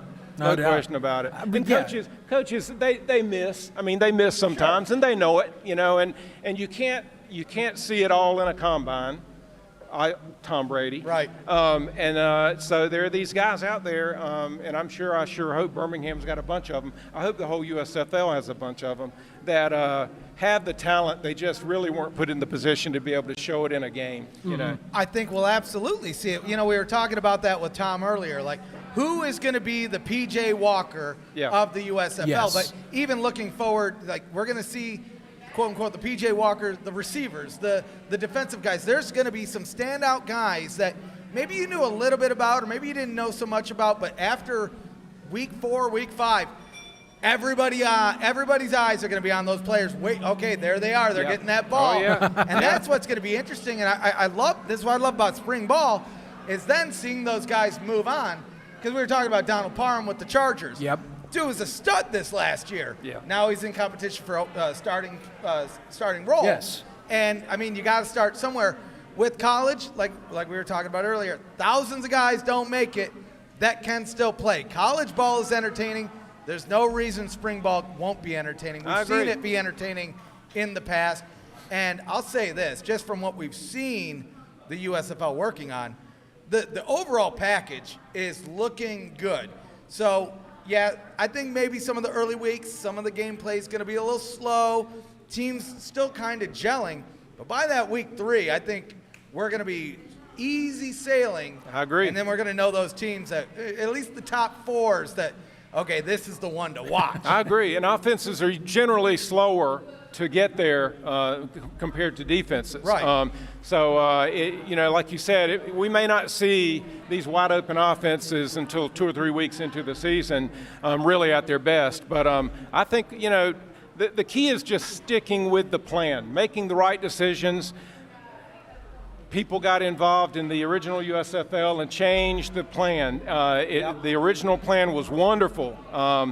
But once it was changed, and especially once they tried to move to the fall, I mean, that was the collapse of the USFL. Yeah. That was an unfortunate instance. I know that the league at the time, and we talked about this on our interview, the league at the time going into 85, there were some cracks already starting to form, articles coming out at the time about what are the finances for these teams, and that move was strategic, of course, via ownership vote to do that move to the fall. And I think either way we look back and we go, what could have changed? Talk about the USFL's origins. David Dixon out of New Orleans, who helped instrument the Saints being put into place. He was the founder, researched and studied this. I kind of go back myself, and I wish, as much as there were tons of players like Herschel Walker, like a Reggie White, a Steve Young, the Dixon plan is kind of what we see now as the standard for other leagues like the XFL, like the USFL, even the AAF, where it's like you standardize roster, like pay scales and things like that, make it where it's a good for living in general and all that, give them the medical supplies and everything you need to do. Sure. But you have to contain your budget and be able to sustainably grow. Right. And I think that was the main lesson. You can't overextend yourself. Right, that was the main lesson we learned. You just cannot Exactly. overextend yourself. And I'll tell you this, I think Fox is smart in this. They've been watching all these guys, and I think they saw it with the XFL and said, well, gee, if the illness that we shall not name didn't happen, they would still be doing well. And I don't want to speculation zone. Yes, got to roll that one out. I would say, I bet you Fox did try to buy the XFL rights and weren't happy with the price and said, you know what, screw it. Right. There's another old intellectual property that we can get our hands on. There you go. And here we are a year and a half later, right? I agree. And again, even the original league started out wanting to keep those salaries low. There was a lot of pressure to, don't bring in these guys that we're going to have to really spend. And then they decided, well, we'll make a couple of exceptions for each team. Mm-hmm. That was in '83. Right. And then '84, it was just full-blown. Yeah. Once Herschel was signed and some all of the those crazy other guys. expansion out to markets. Then it was, Actually, it's funny, the Gamblers, they weren't even an '83 roster. They were one of the expansion rosters in '84. But they were ones that stuck around. They sell some of the most merch post-collapse of the league. They're like that popular in branding. That's amazing. That's amazing. Well, they got a sweet logo, man. And speaking of another one, which I hope to see if the league goes beyond these years and expands, I get so many comments about my Oakland Invaders shirt, which essentially, if you talk about the '85 year, is really the combination of the Panthers with the then ownership of the Invaders. So it's just funny to think about this stuff. People do connect to these things. They really do, and that Oakland team was they had a lot of fan support, and which was kind of amazing because the Raiders, were so popular, but the Invaders were good. That was our first. Go back to one of my stories, but that was our first win. In '83, we had lost the first game to the New Jersey Generals, 9-7. Speaking of offense, it's not quite getting going. We had missed a 25-yard field goal that would have won it towards the end, but we flew out to Oakland and had a great game. I think it went to overtime, but we ended up winning. That was our first win, and but that was a quality organization. They were good. They were good. Yeah, I definitely, that's one of those when I've researched back. They definitely seem to do it right. Even Michigan, I think it was a lot, like reading back on the Panthers, a lot of it was to do because of the fall move. Because as much as we know Detroit's history with football post. We know. I mean, he knows. We know. He knows. I don't know why I'm still a Lions fan. I speak Ford family, you should be ashamed of yourself. I speak Bobby Lane's name into existence, and people in Detroit will give shivers. Bobby Lane's a good man, and he deserved to curse that team. All right, speaking of stories, so there was one that was post-interview that you shared with me, if you're all right with sharing it. Sure. It's a bit about halftime. Need some hydration? My goodness. And I'll back that up to right at the beginning of the game. Yeah. I was with Tampa Bay. It was our second preseason game. We were playing the Washington, used to be Redskins, now Commanders. And I was really nervous. I'm sitting there in the locker room. We've got 2 or 3 all-pros sitting in front of me, Hugh Green, Leroy Selman, a couple of other ones. And I won't name names, but a couple of them were smoking cigarettes in the locker room. As we're getting ready to go play. We had just come in from pregame warm-up, and our head coach, John McKay, was coming in, and I was going to warn those guys, hey, you better put those cigarettes out. The head coach is going to get you, and I thought, now they might knock me into next year, if I say something to him. But he just came over to him and patted him on the shoulder and told him, let's get ready to play, and didn't mind the cigarette smoking, which that was another world from the college atmosphere that I had played in. Anyway, so we go out and play the first half. We came in at halftime, and I'm over there looking for Gatorade, and the trainer says the hydration's over there in the containers over there, and I went over there and it was beer. And I was like, sounds like my kind of Gatorade. I'm telling you, man, cans of beer, and the players are just drinking beer, Tampa Bay Buccaneers. And I looked at the trainer and said, beer? He said, man, got to replace those carbs. Got to replace those carbs. Get you some energy. Yeah. So that was a different world, but very enlightening. Very enlightening. I love, like, you tagged me with that story. I just had a good laugh because I've heard, we talk about how the decades have gone by and things, and societal things have changed. And even like the NFL, like I think I don't think they're doing it now. Right. Yeah. Well, of course. I think 70s football, and I think of like you see someone like Kent Stable on the sideline. I gotta get that token there or something like that real quick, and I'm back out. The with snake. The helmet on. Yeah, I remember that. But, I mean, I don't know, just different time. I found that hilarious. Is all I could say. I've got a friend that played for Seattle. He's a teammate at Duke, Chris Castor, and played with the Seattle NFL team. And he said he had 3 or 4 guys in there smoking cigarettes too. So it must have been more of a league-wide thing, just smoke them if you got them. Right? There you go. All right, I'm going to turn the back clock a little bit. Sure. This is going to be more. I don't know if these guys will be watching, but we're going to talk about some the receiving corps for the Stallions for yourself. or just really in the league in general. What in terms of so a lot of things with spring leagues, it's about chemistry for QBs, getting it down with the receivers. As a receiver yourself, thinking back, what is the thing you look for in terms of developing chemistry with a quarterback? You know, that's interesting that you said that, because I was over at Duke the other day, and I didn't get a chance to talk to the receiver coach, but the problem that I find with receivers, even at a high level, is that they don't have patience to run the route and make a move. Okay. You'll see, even at this level, unfortunately, you'll see some receivers, and they'll bend their routes. And you find a lot of receivers covered when they do that. I mean, like on a post or a corner pattern, you've got to go in there and do a double move, then go to the corner, then go to the post. But you'll see guys wanting to get in the pattern so quickly because they want to turn and look for the ball that they don't put the time into making the move, and then they're covered and the DB knocks it down and intercepts it. You don't want to cheat it, is what you're saying. Exactly. You can't cheat. You've got to run the route, and you've got to make the move, and then break out into your route.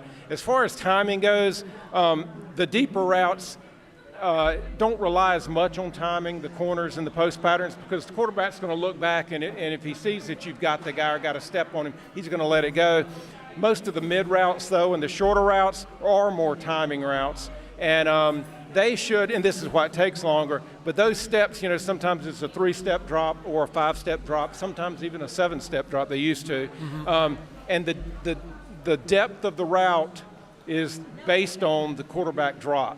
And so if you don't run that route full speed and then make a hard, sharp cut if it's an out route or if it's an in route, and be looking for the ball, because the ball should be in the air when you make the cut. Yeah. You're going to have some interceptions. And I think that's what, surely, you know, Skip Holtz and the other teams, they're working on timing, working on making sure that the receivers they've got are fast enough to run those routes and then break open as the quarterback's letting the ball go.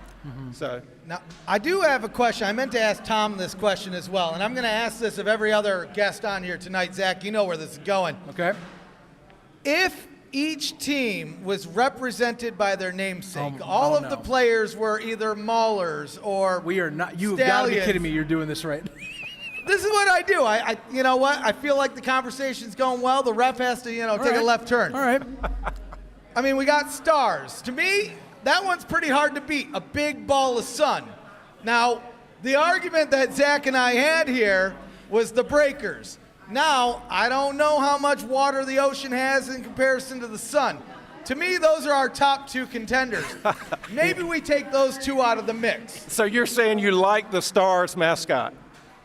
Well, that's a whole different subject, but yes, I do. I am a fan of Blob. Yeah. I am. We're going to rank those bad boys a little bit later on. But I'm talking about, we have, the whole offense is balls of fire versus Stallions on the field. Sure. I mean, nothing against the Stallions, but I don't see them taking out a ball of fire. But you could do worse. I mean, Stallions is pretty good, Right. Think about a gambler sitting there throwing cards out of the table. I wouldn't worry too much about that guy on the football field. It depends. Do we let them have pistols? Well, it depends what kind of gamblers we're talking about here. Seriously, I can keep going into semantics. Like, is a bandit and a gambler with a gun just the same thing? Right, I feel like that's a tie, right? That one goes into overtime, right? Stalemate. When the bandit rides a horse on the logos, but so can you... I mean, this is getting... See, this is why I said that. See, Ron, I'm telling you right now, he was going to bring it in here, and I had to stop myself. But I'll tell you what, like, as he brings a stat, you mentioned Blob as the mascot. Stanley the Stallion going to be in there now. I know. I'm not sure. I didn't follow that all that much. Not sure where Stanley came from, but I was thinking they might name him Magic the Stallion, and then they said that the other teams would make fun of him. So anyway.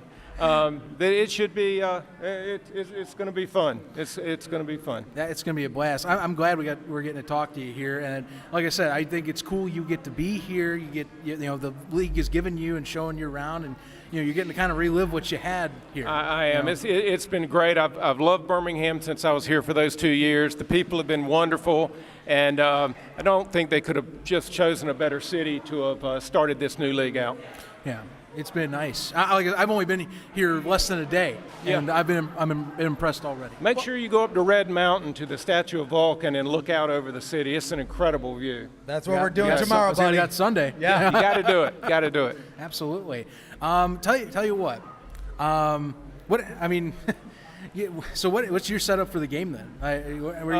Got another podcast I'll be doing, and then I've got some friends, some of our groups that are going to have a box, a suite. Nice. And they've invited me to spend the evening with them, and so I'll do that and probably mosey around and see if I see some other guys. I'm sure there'll be some other players here from the earlier rendition of the Stallions. Silly question. I know. Who's taking it tonight?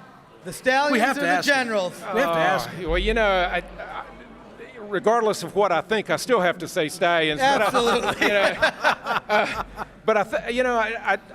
I've got a good feeling about this team and Skip Holtz. I think they've got a good chance to do real well this year. I'll leave it at that. I'm excited to see Alex Magoo on the field. Yeah. That's my main thing, and it's been funny because there's a lot of conversations because you had Jamar Smith being the backup. He was with Skip's system, but I'm telling you look up highlights of Magoo at FIU. Dude has the legs and the cannon. I cannot wait to see him play. Yeah. And CJ Marable in the backfield, Victor Bolden outside. I know. Look, if it's quality football, and I expect it will be, I think it's going to generate a lot of enthusiasm, and that's what the league needs. Fox and NBC are going to do everything from their end to make sure it happens, and so they just got to make sure they put some, quality product on the field, and I think we'll see that. That's going to be great. Hey, Ron, thank you so much. All right. It's great to talk to you in person. Good seeing you. Nice meeting you in person. Absolutely. The ref. Nice meeting you. Nice meeting you, too. And great job with this podcast, you guys. Thank you. Appreciate so it. Much. Have fun. Have a good day, man. Have a good weekend. Everybody get around for Ron here. Talk about it, man. It's nice. That's part of what's incredible with this.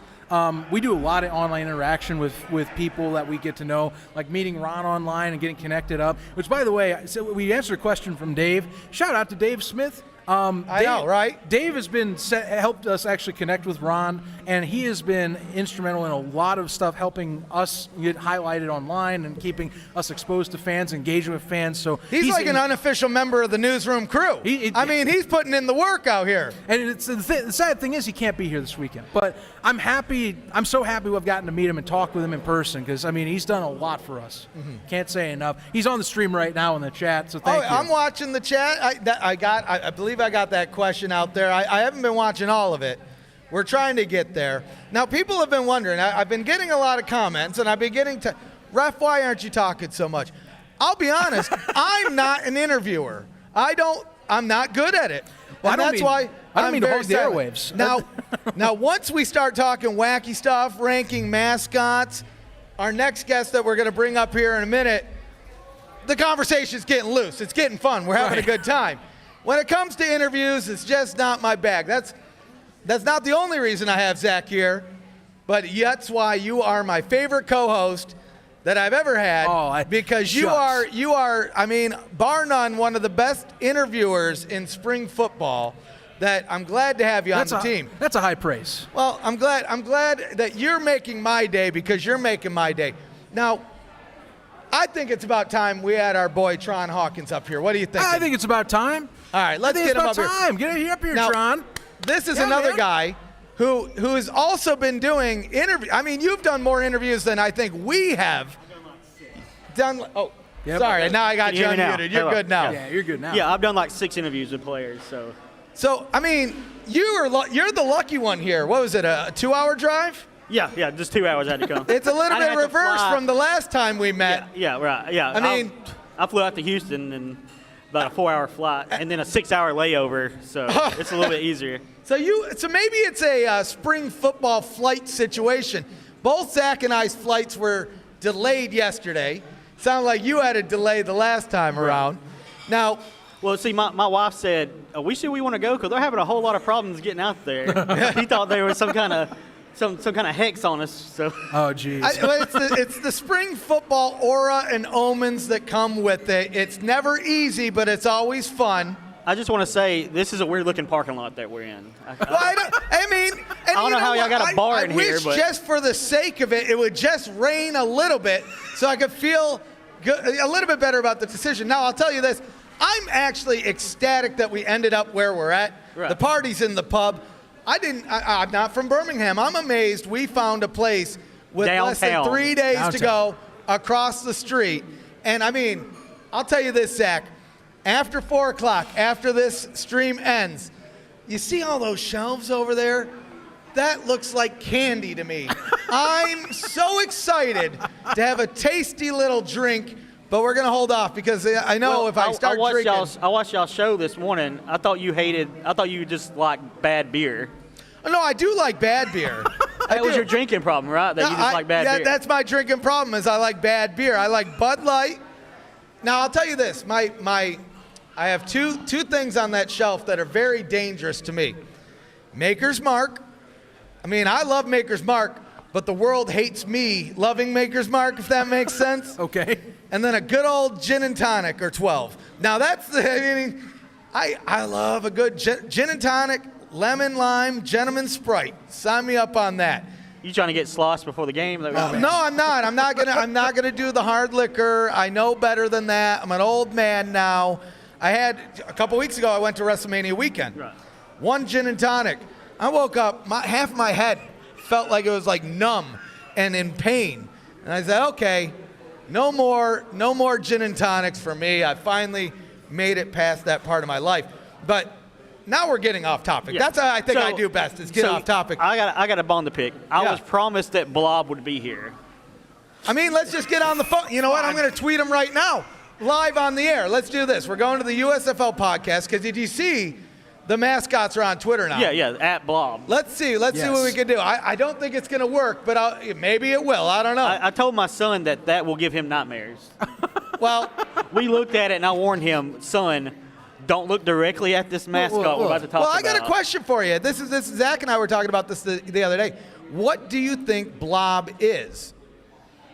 See that's a good question. Is he a devil star? Like he's got devil horns. Star? Is that what you said? Yeah. Because I think he's an alien from outer space. I guess it is an alien. A good visitor of the But my planet wife Earth. said, couldn't they make a star mascot? I mean, it's not hard. See, now you're back into the conversation he's into with who would win in reality type of thing. I mean, the general mascot's not a tank. Well, no, sure, but it's a general. I mean, General Jersey. General Weirdo should have been the General Weirdo. should have been the one picked. But. Yeah, tell you what. How's it been talking to players? We both have, but you have been doing a lot of them lately. Well, what I did was if they followed me or they followed me back. Some of them just followed me without me following them. I'm like, hey, do you want to interview? They're like, sure. And the good thing is, I interview. I stay up a little bit later in the night, but they're an hour behind here. Right.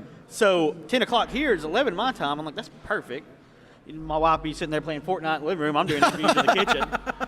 And she been there screaming at me, ask him this, But they're the coolest people, and people don't realize they're unknown players too. Like they just want to be asked questions. Like they don't know what it's like to be interviewed unless it's like a draft process and they're getting coaches. But some guys gave me some details they probably shouldn't have. Okay. Some guys was like, I can't answer. Like I asked. Who was it I asked? Justin Hughes from the Panthers. Yes. I said, is Paxton Lynch and Shea Patterson on the field at the same time? He goes, can't answer that. I'm like, I'm just going to take that as a yes. And then some guys wouldn't even tell me who's impressed them because they didn't want to make their teammates mad. I'm like, hey, is this wide receiver impressed you any? Well, I don't want to pick a favorite. I'm like, okay, well, cool. But it's the coolest thing to interview a player.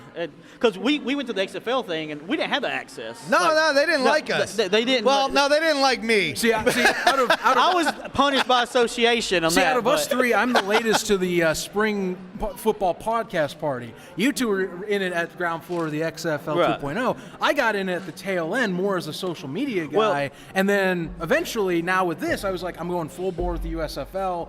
That's now I'm experienced what you guys were now 2-ish years ago. Well, the thing with the XFL was like I went out to see him in Houston and go to a game, and then the next week the illness we shall not name. Yeah, it just ended. The world ended. And I told my wife this too. Is like I kind of got down. Like I don't want to podcast anymore. Like I put a year into it before the league even launched, and then it just ends after 5 weeks. I'm like, I don't want to do this again. But then the USFL started. I'm like, I'm an XFL guy. I'm like, I don't want to have nothing to do with this. I'm being honest. Like, I don't want to have nothing to do with this. But then I seen their plan and that Fox bought it and all this stuff. I'm like, well, maybe I can get back into this and stuff. And it's slow. You know, it was a slow process kind of get back into it because, I mean, we didn't have no information for the first 3 months. Sure. I think more than 3 months. I think my problem with the XFL one was for the first year and a half, I just did like the speculation zone. Right. You know, and I'm like, I don't want to do that with this one. When there's news, I'll record. Like, I don't want to record every week unless there's something to go off of. And that's why I kind of waited until they announced the cities and the coaches and stuff. And now that the season started, I can do every week because we got something to talk about, not just, hey, what if? Because everybody does what ifs. I mean, nothing against the speculation zone. I love it, but it's just one of those things where I want to give people the facts. Like I don't want to record like some people record I ain't gonna name them, but a 5.5 hour podcast that's longer than WrestleMania. I don't want to record a podcast that long. I want to give them the information while they're jogging or while they're in the car, and then they go, okay, I got 30 minutes to listen. Everybody's got 30 minutes to an hour to listen to a podcast. No, I don't want them to listen to a podcast over 3 days. Right. Okay, I'm going to backtrack because I find this funny, and you and us three DM each other all the time. Yeah. So the USFL, they did naming votes for all their teams. Yeah. And of course, you had an episode about the mascots. You Yes. said General Weirdo. Why? Yeah. Where's that coming from, good sir? So I actually dropped the episode today for the open day. By the way, sorry I didn't edit that. That is I have been. Zach's seen it. Oh, I've been close to breakdown for like the last week. So let me tell you, I just added some transitions in there and said, you know what? Something will work. Yeah, I was just going to throw some.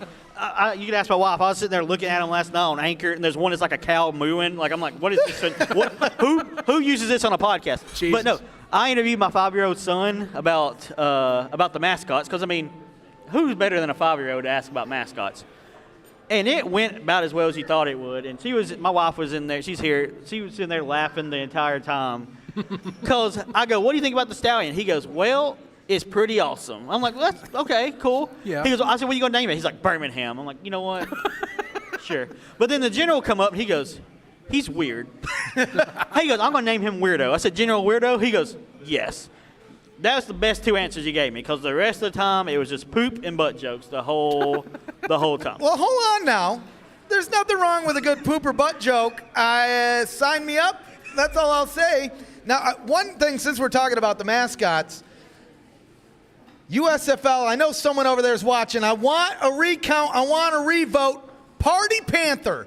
Add Party Panther into the mix, and trust me, we're winning. Okay, to be fair, Pablo the Panther. I think Pablo's pretty cool, but everybody likes to party. We know where Pablo came from. Like, there's no. I mean, but I'm in the hunter crowd. Okay, I'm like it's a panther. It hunts things. I'm gonna make a prediction. By the end of the weekend, Blob is gonna be the highest followed mascot, just because of how weird Most likely. and the name is on there.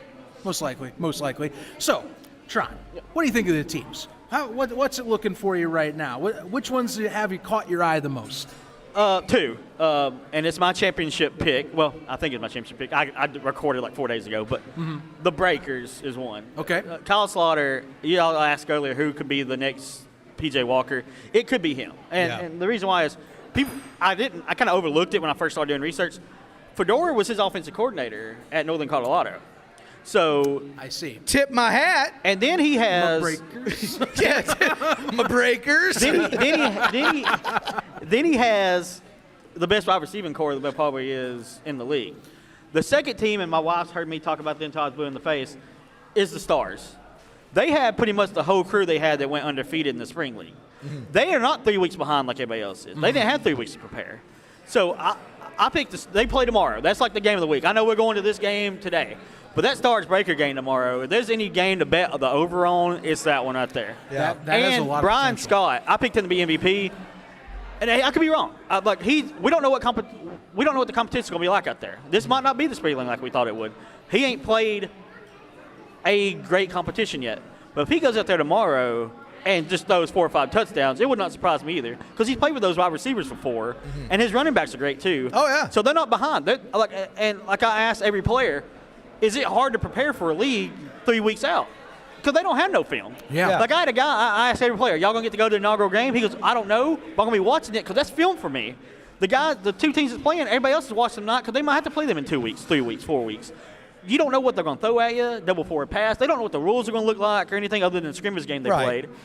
So the Stars are ahead of them right now. Now, by week 3 or 4, it might catch up. Sure. But don't be surprised the Stars start out 3-0, 4-0. I think both of us are really high on the Philadelphia Stars, just because, again, there's been a lot of talk. The Spring League is the origins of what this USFL is. So having that roster with several connections that have worked together helps a lot. And I'll tell you what, the Breakers, I've been buying more and more into them. And I'll admit, on this show, we put Kyle Sloter at 6 on our QB list.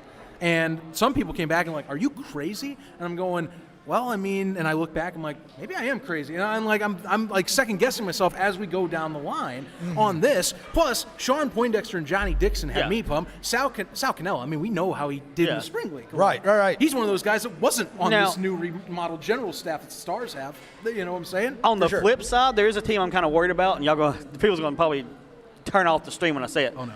It's the Bandits. And the reason why is they have a good coach, they have a good quarterback, but are we overrating them a little bit because of that?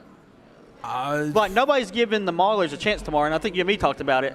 I wouldn't be surprised the Maulers – I ain't saying they're going to beat them. Right. The Bandits probably going to beat them. But 4.5 is a lot of points in the point spread gambling game. If Kirby Wilson just runs the ball and plays good defense tomorrow, Jordan Thomaker can't throw touchdowns if he ain't got the ball in his hands. Well, I think you're bringing up a good point. We talk about the QB chemistry with the receivers and how, that is crucial for these offenses, especially spring football. The quarterbacks, they will live and die by who picks up the game the fastest. Kyle Lauletta has been in the NFL ringer for some time, backing up across a few teams, mostly with the Giants we know him from. But, they have – here's the thing, Kirby Wilson. Remember, his background, he's a running backs coach. He has one of the, in my opinion, an excellent running room in London, and I know a lot of noise was made when they let Davion Smith go, because Smith, a Big Ten running back. But they upgraded. But to me, yes, and this is what I was getting to. Madre London, also played Michigan State and Tennessee. Look. He played last year in the European League of Football. It's considered the highest level of professional football outside of North America right now. Right. He, in 9 games, folks, I'm telling you this right now, 9 games he ran for over 2,000 yards. 9 games. I am not joking with you people. The man was the offense for the Cologne Centurions. That's an 8-team league. That's a Cologne, of course, Cologne, Germany. Right. He was their offense. He was league MVP. There's a reason why he got picked up and got shuffled out. I mean, they cut Smith for him. And the Centurions wanted to hold on to him because this league is trying to build itself right now. It's up to 12 teams this year. Right. They added teams in, for example, Istanbul, as well as Austria and other places. So they wanted to keep the momentum. This is a good running back. And I'm telling you right now, you pair him with Kirby Wilson, who in this league I think has the best chance of putting RBs in the best position right now. That's a dangerous chemistry. I mean, Lauletta's got to have a little, as long as that line's good enough, that Lauletta can have pressure taken off him as much as he needs to. And I got the Maulers finishing second in the North. Like, I know that's crazy because the Panthers are there. But don't forget, the Panthers are one of those teams that could be 50-50, right? If you got 2 starting quarterbacks, you ain't got a starting quarterback. And what that means is Shea Patterson going to play good knowing that Paxton Lynch is over his shoulder the whole time? Like, we don't know if there's really competition or not. Like, we ain't seen a whole lot. Again, we could see something similar where we see the play split between the quarterbacks and get the best of both worlds. And Zach might regret trading me Paxton Lynch, and I'm going to love it if I would love it. But at the same time, I'm going to be really mad if Luis Perez is the stud this year. Can I just rant on our fantasy league? So for most of you, maybe you're wondering, how do I play fantasy football? Now DraftKings has, of course, the daily fantasy. I'm in that too. Fox Bet, of course, they have the betting angle. We've talked about that. Now, for standard fantasy leagues, we're talking the normal, I'm going to draft a whole league. This is my season. We're going to ride this out for 9 to 10 weeks. Maybe week 10's the championship for us. And that's the deal. Alt Fantasy Sports is your deal. Now, it's kind of late in the game. I mean, it's game day. If you happen to put a league together in, say, 6 hours, less 4 hours. Less than 4 hours. You better start your draft now, guys. But, pay attention to us first. Yeah, less than 5 hours, get going. Nonetheless, people will just grab the QBs. Right. I'm just going to say it. I tried drafting there's no way they'll grab all the quarterbacks because you don't need a backup. There's no bye weeks. Right. Quarterbacks are gone by mid-rounds, people. I was sitting here losing my mind. Hey, using the text going, Well, you know what? That was kind of my bad. I think I started that trend because I saw the Superflex thing and I was like, oh boy, Yeah, I turned that off.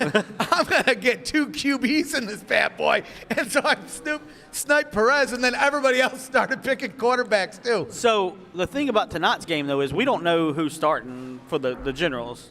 It sounds like Perez. It's Perez. It does sound like But I talked Perez. about on the Yeah. podcast, if I'd feel more confident in the – I picked the Generals to win. I know we're in Birmingham. So but- that's your pick for tonight. Yeah, but, well, let me get to it. Okay. If DeAndre was starting, because I feel like he fits Riley's offense better. Okay. Where Perez is, we've seen with the iron and we've seen in XFL, he's a game manager kind of player. So I don't think they're going to open up as much for Perez, especially since he has only been there for a couple of weeks, if that. So they might be a dumbed down game plan, which Alex Magoo we don't know much about either. I mean, it's just one of those games where if they had DeAndre Johnson running the ball and being a scrambling quarterback, I'd probably have more confidence in the Generals. But their wide receivers are better. I had faith in Weber, but Weber's out for the Generals. So it seems like half their team's hurt right now. Or We're finding a lot of stuff out right now because of injury. So something that's interesting with the USFL, and this is partially roster restriction. So there is, of course, in the NFL, you have IR lists, you got practice squad, you got inactive lists, and all that. They kind of just get pushed to the practice squad as the inactive list, we're learning. And I asked the tight end from the Maulers, I can't remember his name. I interviewed him. He played tight end, but he played defensive end too for Michigan State. And I asked him, I was like, being a two-way player like that in a short roster, does that help you make the team? Because if somebody gets hurt, say, hey, coach, put me in at defensive end, I can fill in for you. So there's probably a couple of two-way players that we could see not play both ways in the same game, but they can move people around to fill in those spots if somebody gets hurt during the game. We saw the supplemental draft two guys that, same deal. There were draft pieces that were that. I mean, credit, practice squad, even in the NFL, it's kind of a per what we need to look at basis. But in this case, it kind of does feel like you have to stack up for multiple position players that are switched. Now, luckily, they got folks like Jim Pop who are analyzing folks that should be ready to go at a moment's notice. Right, like a Team 9 kind of like thing. their player personnel department, they're basically on standby 24/7 at this point to be like, all right, here's a pool of people we talked to that were maybe signed to contracts but didn't get drafted. Let's go talk to that guy like ASAP. Well, real quick, speaking of players, if if each team was represented by their namesakes, who would win? Does the Generals have a gun? Like, there's questions. Here's my take on it. No, they have a tank. Anybody That's that could have a gun has a gun. Okay. Oh, man. I'm from Texas. So I don't know. Right? So here's my thing. The Breakers is a wave. So if it's a tsunami, they're taking out everybody. Let's just put that out there. Well, but that's so. To me, But why it's would they down be to standing the on? two. Oh, they standing in the ocean. There's many ways you can go about this. And a big wave. Now, I don't know. I mean, I know stars are big, but I think in my head I can't comprehend, but I can at least comprehend enough that I think even if you took all the water in the ocean and dumped it on the sun, the sun would still be burning.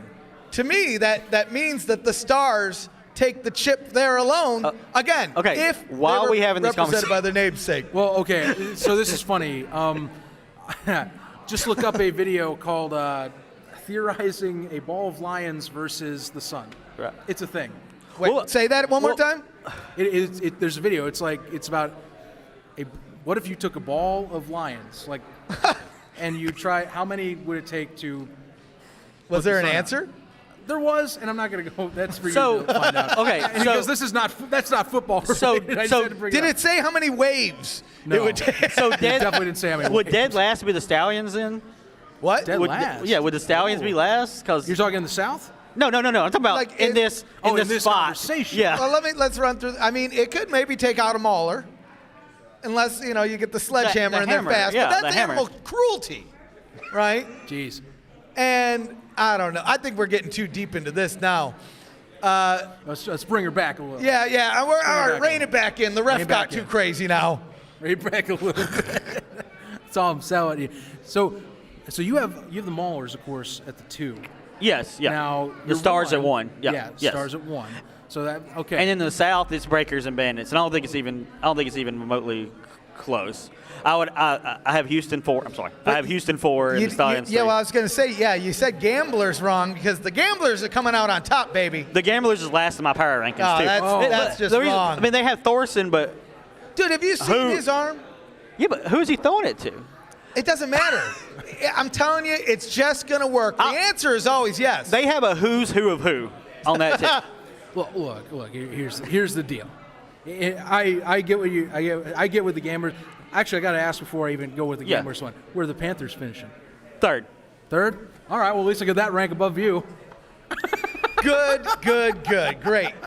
Collusion over here. I know. Well, I think too much. We don't have no on-the-field footage or anything. They're going by coaches and quarterbacks I'll tell right you now. who I There's like. more than coaches and quarterbacks. Oh, yeah. This could be why I drafted him, but I'll tell you who I like. I do like Theo Redding and Anthony Ratliff Williams. Yeah, now I actually drafted Ratliff Williams in my old fantasy. Now, I do have Zuber on my team, too. Okay. Because he's fast, and Thorson can throw the ball 80 yards probably on his knees or something. But it's just the whole team atmosphere. And I like their coach. But how far did he get just because he had Johnny Manziel at Texas A&M, too? Like, he probably got a big contract just off Manziel winning the Heisman, too. Questions But, for well, Kevin here's the Sumlin. thing. He reigned in Manziel, though. I mean, that's worth a lot of money in itself. Keeping it Nobody with else has been. Maybe the fans will rein him in tonight, Manziel. Now Manziel's playing in Atlanta for fan-controlled football, which, in my opinion, is a complete footnote to this weekend. Yeah, I forgot. Yeah, honestly, I forgot they were starting today. I almost said They have a kicking game. off, but They they have don't games do that. at 7 o'clock tonight, too. Ain't that insane? Yeah, it's not going to. I was going to say, you know darn well. One person's gonna be voting. You're not going to watch that. You got two main networks broadcasting the USFL. Are you kidding me? It's everywhere. It is everywhere. Yeah, somebody asked me one of my coworkers asked me, he's like, what channel's the game's going to be on? I'm like, just turn on the TV.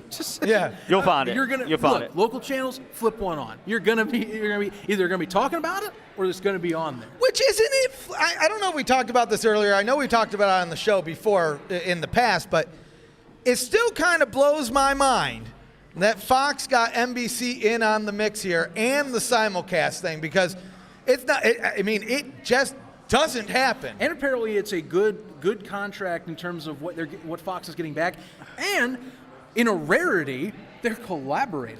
In TV, that is nuts. Yeah. I work in television. That is insane. These companies keep to themselves. They try and do their stuff by the book, and they don't want to share anything if they can. The fact that NBC and Fox are in a collaborative, we're having discussions on a normal basis about broadcasts, that is momentous in its own right in the television scene. Yeah, but what does NBC have other than like golf and well, They're watching, Tron. No. What I'm Keep saying, it down. No, and hold on. There's nothing wrong with no. golf. What I'm saying is they don't have. They lost hockey.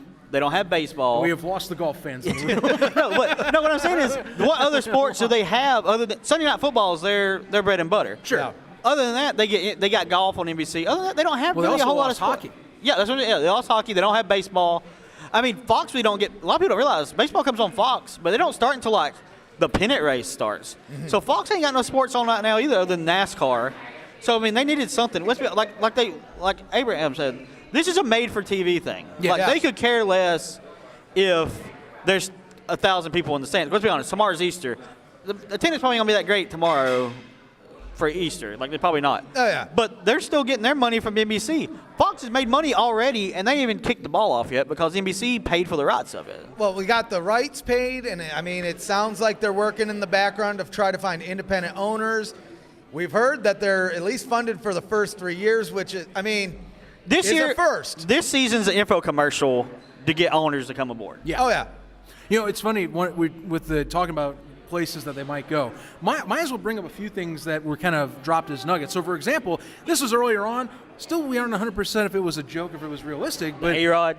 Yeah. You know, apparently it was brought up by someone that was talking as a Fox official that Alex Rodriguez might be a potential investor for the Generals in the future. You guys wait. There's discussions about, for example, in Detroit, Michigan, putting the Panthers out there. Actually, I'm not joking with you. My uncle works for the city council in Novi. Right. And I feel bad for him. He helps with town planning. Yeah, I mean you're from Detroit. Yeah. Nobody's actually not bad. They have a nice little convention center there. Mm-hmm. But nonetheless, he's actually passed along to myself and my family that initial discussions of Ford Field might be already being in play. Which is kind of nuts because people are like, well, wait a minute, you don't want too big of a stadium for the broadcasting. Well, see, I talked to my friend about this on the way up here. If it was me and I owned the league, I would find MLS stadiums. Mm-hmm. Yeah. But just because if you put 10,000 people in a 20,000 seat Well, stadium, it looks look good. at the Guardians. Still. Right. Just look at the but Guardians. if you go like the Guardians, you got 20,000 people in an 80,000 seat stadium, it don't look as good. It doesn't. It looks like no one's but there. But if you get 20,000 in a 20,000 seat stadium, it looks full on TV. Oh, sure. Have you seen Pittsburgh's MLS stadium or their minor league soccer stadium by the river? That is badass. Well, like I would want to go to a game by the river. FC Dallas, I've seen theirs But too. Protected Stadium is perfect. Oh, I think this so. is perfect, and it gives me the TDECU vibes. Right. I mean, without the third story. Yeah. Like if you look at it online, it looks like the same person does it. But I would find MLS stadiums, or if I was New Orleans, I would go to Tulane. Yeah. I mean, I know you want to go to the Superdome, but again, first off, I don't like watching NFL games in the Superdome. It's just dark and dingy and stuff. I'd go outside. It's New Orleans in the spring. There's no reason to be in a dome. Right. Well, I think you don't want to. The original Breakers. That's funny. They're the only team that had 3 locations back in the Portland OG days. and you had Boston, Portland, New Orleans, and Portland to finish. And the only reason they left New Orleans was because they lost a lot of money on the Superdome. The Superdome was built. It was. Okay. They played in the Superdome. Right. Yeah. That was their mainstay at the time. They actually got all right crowds by USFL standards there. That's part of the reason why they picked New Orleans again because, they were already there, and that was their best turnout. The thing, too, is with NFL stadiums, you got concerts going on now in the spring and stuff. So if you find an MLS stadium, you just got to work around the soccer schedule, which is hard because they play in the spring, too. But I would do the smaller stadium to make it look good on TV. But it's according to what the owners want. If somebody owns the team and they can rent out the place, then let them do it because it ain't your money anymore. Well, that's what I was saying about Detroit. I mean, if Mike Ilitch was still around, but the Ilitch family is still very well involved in Detroit. But Mike Ilitch, I feel like this would have been perfect for him. And that dude, I'll tell you this, he loved to throw money at his teams and never win a championship. We saw it with the Tigers. I feel bad for how much money that dude threw into the Detroit Tigers and would get to the World Series. And then lose. And those dudes would just, they couldn't figure out how to play baseball anymore. And so we don't know how many owners, we don't know how many guys try to buy an NFL team every year either. I mean, these teams just don't go up for sale randomly. Like I'm sure there's always guys messaging NFL owners. Like I'm sure somebody messaged Jerry Jones like, "Hey, you want to buy the Cowboys or something?" So if they can, if these owners they can't buy an NFL team, this might be the next best step to get to own a team. Mm-hmm. Absolutely. I'm looking forward to the season. Tron, thank you for jumping on here, man. Thank y'all.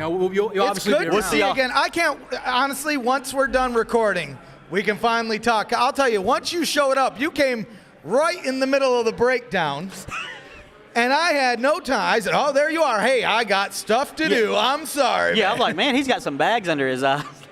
That's just a permanent addition since we last met. That's just the eyes. They're traveling. That's what the bags are for. Well, thank y'all for having me. I'll see y'all tonight. Yeah, definitely. Well, good seeing you, man. Folks, we're going to take a quick intermission. When we come back, got a few more guests coming up. Some of them already here or just arrived, actually. And we're also going to play a bit of a game, I understand. And we'll give you more details on what we're going to do for the sweepstakes for our stuff. Don't go away, especially if you're on the stream. We'll be right back in about 15 minutes. Stay tuned, everybody. Sign everybody up.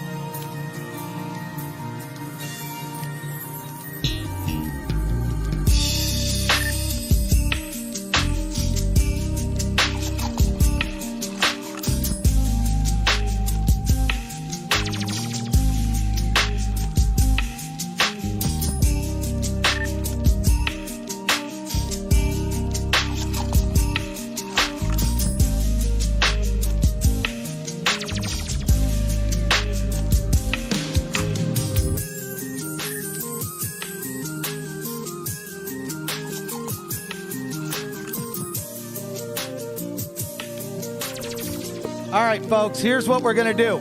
If you want to be entered in the giveaway, there's a pen and paper right there. Write your names down on it. And what we're gonna do, Zach, is I'm gonna take all the names on that list and I'm gonna randomize them, right? And that's how we're gonna pick. Okay, and this is again in person only. You have a chance to win this Steve Young replica LA Express jersey from our partners over there, Royal Retros. Sign them up, everybody. As well, hey, and speaking of Royal Retros, I mean, has anybody seen this rally towel that we got over here? Those are free, right? Royal Retros? Well, he ain't responding. Take one of the rally towels. Sign you up. Get rallied up. We want to see these at the game. They're over here on the table here. We also have, which one is in your hand? Is that the Bandit? Retro Bandit hat.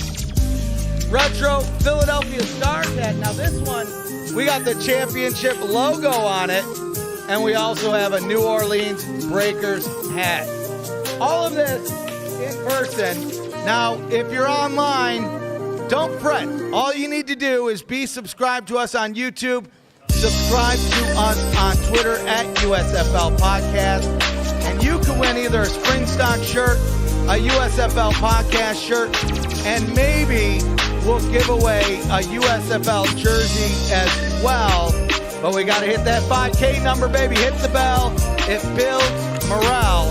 YouTube.com/USFL Podcast. Bear with us. We're coming back on here in just a couple minutes, folks. Get those names into the giveaway.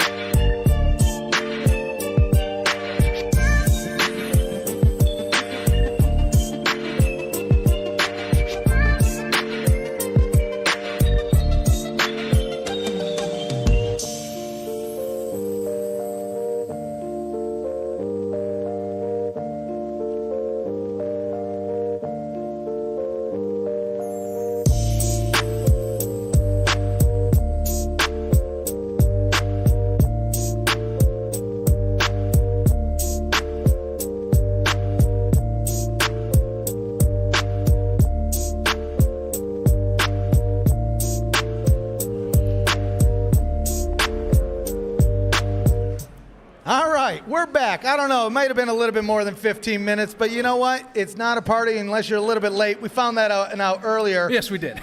We're here, though. We have another guest, Roy S. Johnson from Alabama.com.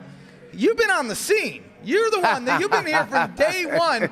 Quite honestly, most of the news that we were talking about early on was coming from you. And so we're glad to have you here at SpringStock. We're glad to be here in Birmingham. I'll tell you, this is my first time in Birmingham.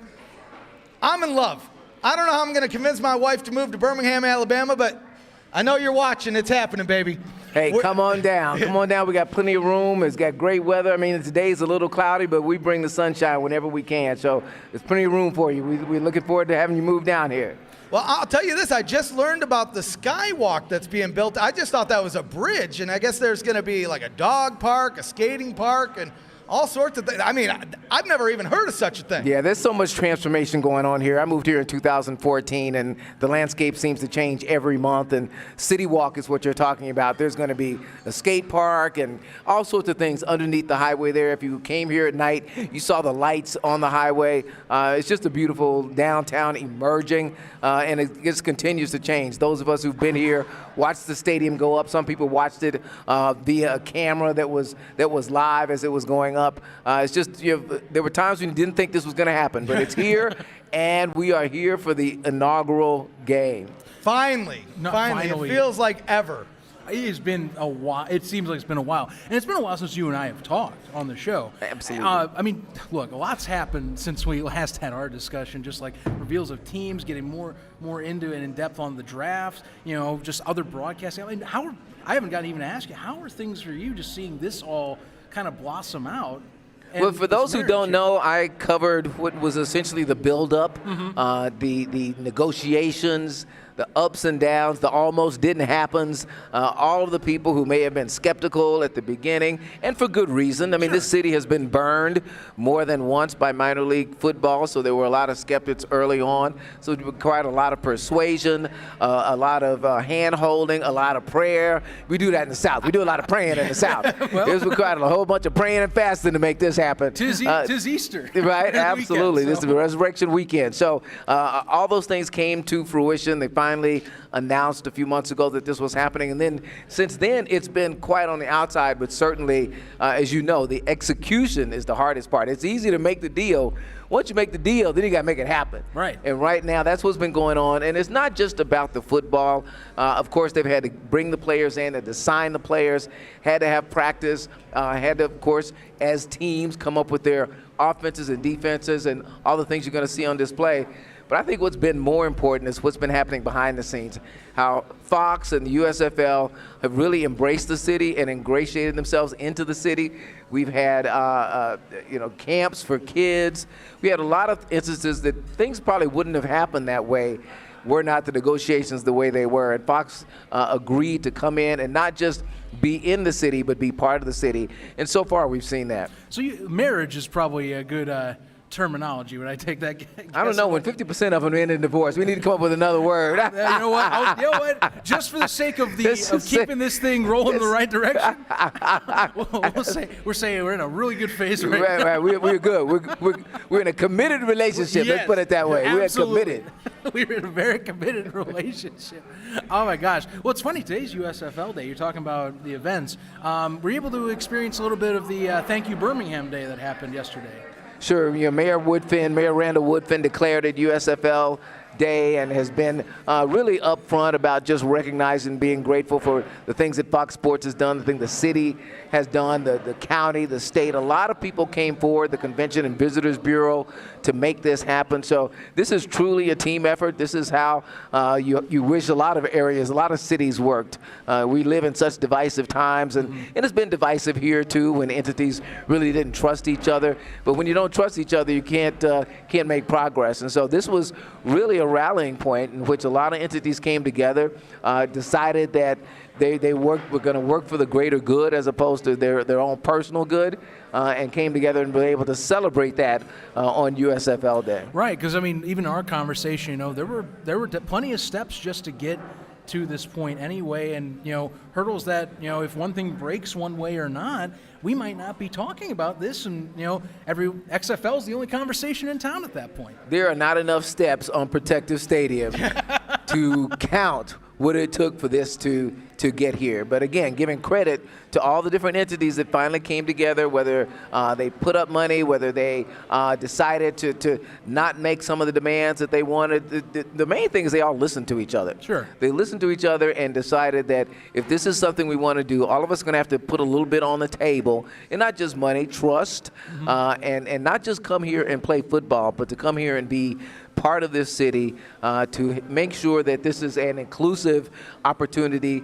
They're playing games here in Protective Stadium and at Legion Field, historic Legion Field, which is not too far from downtown. So that's very important to this city, for the residents of that area to have the USFL not just be downtown, but to be in other parts of the city as well. Right, and Legion Field, it's funny you bring that up. That was a crucial part of this negotiation process, was like, we want to make sure that our game's played at this historic venue in this section of town, and that we get the entirety of Birmingham behind this as well, not just the section that we're in right now in Uptown.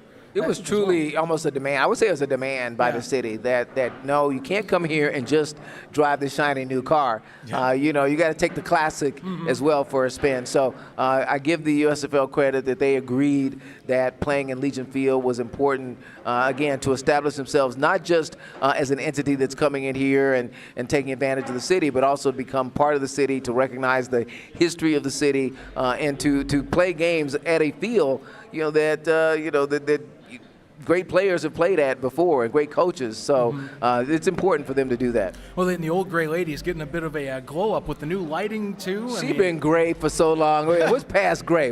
She's way past gray. But she's getting a new do. Maybe getting a little freshen up on the color. Just to kind of spruce her up a bit for her new debut, her latest debut. So yes, I mean it's important for Fox and the city to invest in Legion Field. I mean, it's been around for a long time. It means a lot to people in this city. Most cities would have torn that down by now. Just said, hey, we're going to tear it down and put something else in its place. I don't know what the future of Legion Field is, but I do know that it's really at the core, at the heart of longtime residents of this city, and that has to be respected. Yeah, well, in the history, I think also I know it's the hub format. It's all 8 teams, but the Stallions have a lot of history at Legion, and obviously the football scene in Birmingham, Legion Field has had so much run through it. That makes complete sense why you have at least 8 games there. I was not here then. I've only been here since 2014. Right. I was here when the Iron played a few years ago, and that was a disaster for the city. So, but yeah, when the word was out that the USFL was coming back, the first thing people wanted to know was, will the Stallions play? Will there be Birmingham Stallions? So clearly for fans of the USFL in this city, the Stallions mean something. I've seen Stallion tailgating parties as I was coming towards the stadium. I've seen people wearing Stallion throwback jerseys and new Stallions attire. So it's a great brand, and I think it resonates with people in the city. Yeah. Question yourself. And again, I know you were talking your 2014s when you got here, but you've seen the old logo. Do you like the glow up they have for the new Stallions logo? It's the one that's changed the most out of the 8 that have been presented. Oh, absolutely. Give it a little spruce up. Give it a little update. I mean, there's nothing wrong with that. It still pays homage to the original logo, pays homage to the feel of it.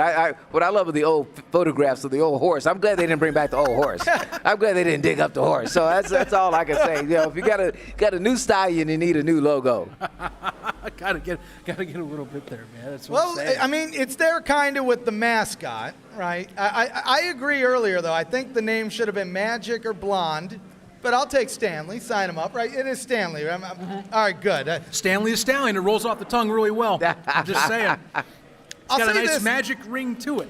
Absolutely. We're just having a good time. Again, paying homage to what was here before, but updating it, sprucing it up, giving the Stallion a new name. And I think there's a lot of buzz around about what's about to happen today. It was a long time coming. It took a lot of people to make it happen, and I think people are proud of it finally coming to fruition. When I tell you the fact that Fox let us know that tickets have sold from all 50 states across the country, what does that mean to you? I heard that today and I was stunned. I said, excuse me, repeat that We're again? We're talking Hawaii and Alaska. Right. I mean, there's 50 states. There's Alaska. I mean, people do remember the USFL.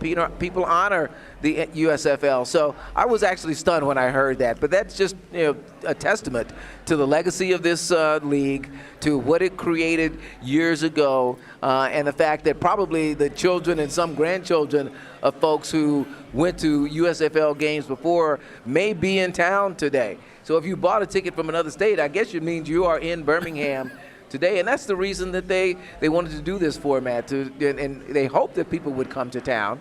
But it's really stunning that people bought tickets in every state, like Vermont. Like Vermont, come on. Right. Would the Vermont people please raise their hand? I mean, are they here today? I mean, New Hampshire, Maine, who's coming from Maine? Yep. To go, but I mean, I maybe they bought them for somebody else. But the fact that tickets were bought in every state is a true testament to the legacy of this league. Right, I've already seen plenty of people. Actually, got folks from over there from the New Orleans area already coming over. Imagine that's an easy trip. Oh yeah, that's a simple. You can take the train, you can drive, but it's hard to get here from Vermont. Yeah. It's hard, but look, God bless them if they're here. We'll welcome them all. Got to getting visitors, getting tourism, eyes of the world, everything. 130 countries are going to have broadcasting rights, and maybe more. They're trying to expand this. Well, again, one of the true benefits of this is a showcase for this city.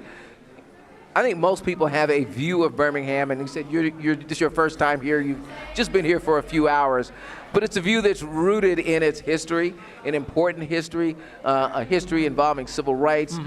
Sometimes an ugly history. Some things happened here that changed this nation, that changed people's hearts, and really moved us towards progress. But it's almost as if that's the Birmingham that people remember, and then they land here and they go, "Wow! Oh wait." There's great places to eat.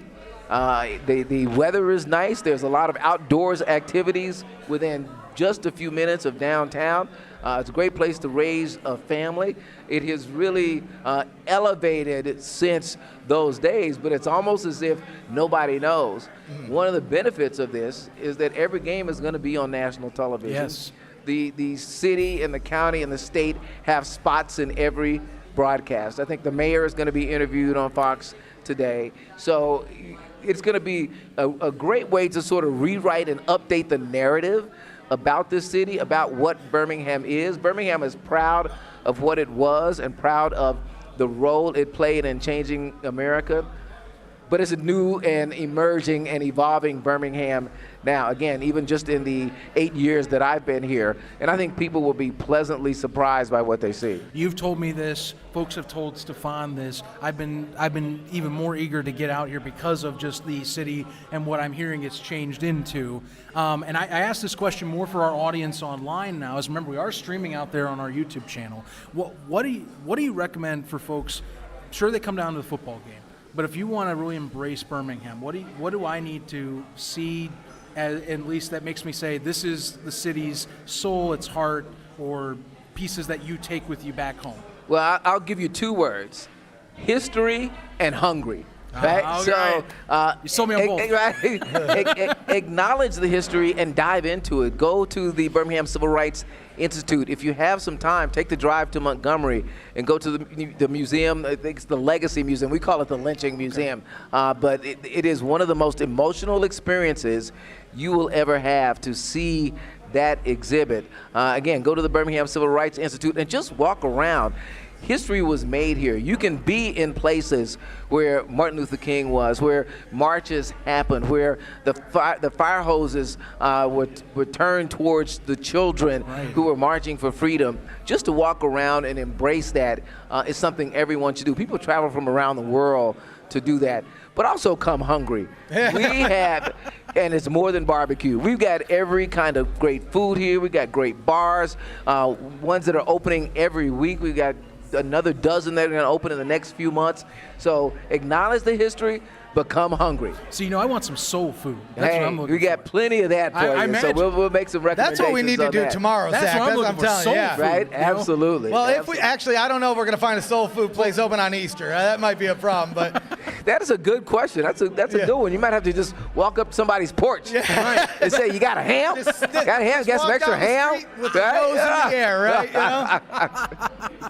Ever since I went into a first soul food place in Las Vegas, I've been kind of hooked. So I haven't gotten that experience back yet, but it's also just because of the places I've visited. So. Kind of sounds like an oxymoron, though. Soul food in Las Vegas? Yeah. I mean, I'm sure it was great, but I'm just like, that's the first place you had soul food? All the places in America, your first place was in Las Vegas? Let's keep in mind, it's my first time with that, so I gotta. Well, you're going to get some real soul food out here. You are in Alabama. You are deep into soul food territory, so we'll make some recommendations for you. In the heart. I'm looking forward to it here. Roy, before we let you move on, we got to talk about the game tonight. Everybody here's got to talk about the discussion, and I'll even I'll even go with the questioning that he's been putting up all day. So first off, let's talk real talk here. Birmingham against the New Jersey Generals. Who are you looking at? Who's your favorite? Who do you think's coming out on top? Let me tell you this. I know nothing about what either of these teams are going to do. Absolutely zero. What I think you're going to see is a fast game. I'm understanding that the rules are such that the games move fast. You're going to see some maybe new rules that are being tried, so that you're not just going to see NFL light.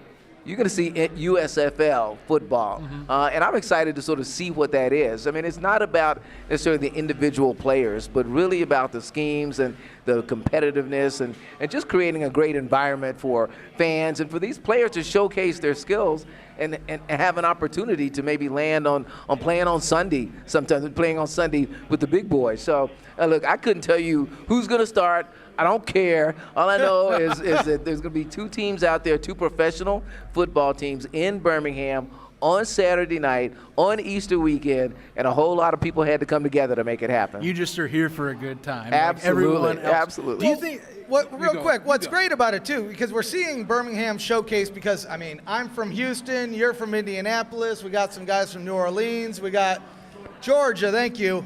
There's folks from all over the place, but keep in mind even the broadcast, because if I remember correctly, the city of Birmingham's getting 2 spotlights per game. I mean, and again, this is broadcast in 130 countries, over 130 countries, more to come. Local advertising. We have the tickets from all 50 states. I mean, all it takes is getting here, and then you'll see. I've been amazed, but I didn't have any bad thoughts about the city, but I just didn't know what I was getting into. But landing and I love trees. I love the architecture. I mean, seeing some of these historical houses, just driving down the street. I mean, and there's like history I'm around. ready to move. There's history around every corner. Yeah. You can go 10 minutes from downtown and see where Angela Davis grew up. You can go in the neighborhood where Martin Luther King would spend his downtime with friends when he was in town to help organize some of the protests. I mean, history is right here.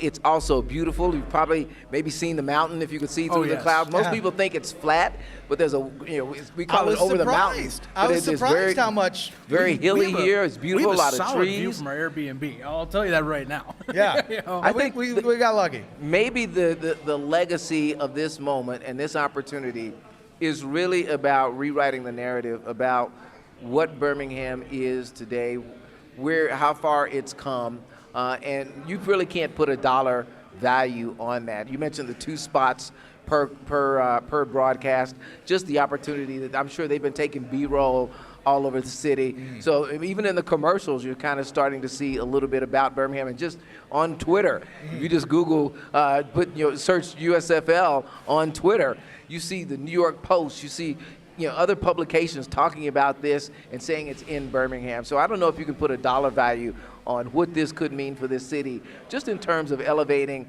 and rewriting the narrative about what Birmingham is today. Absolutely. Well, I'll say this too. I told this to Tom Abraham earlier too. I think this is the one that finally gets the NFL to kind of look a little bit closer at Birmingham. I mean, not one team. We're bringing 8 teams to the city, full season, mainly in one stadium.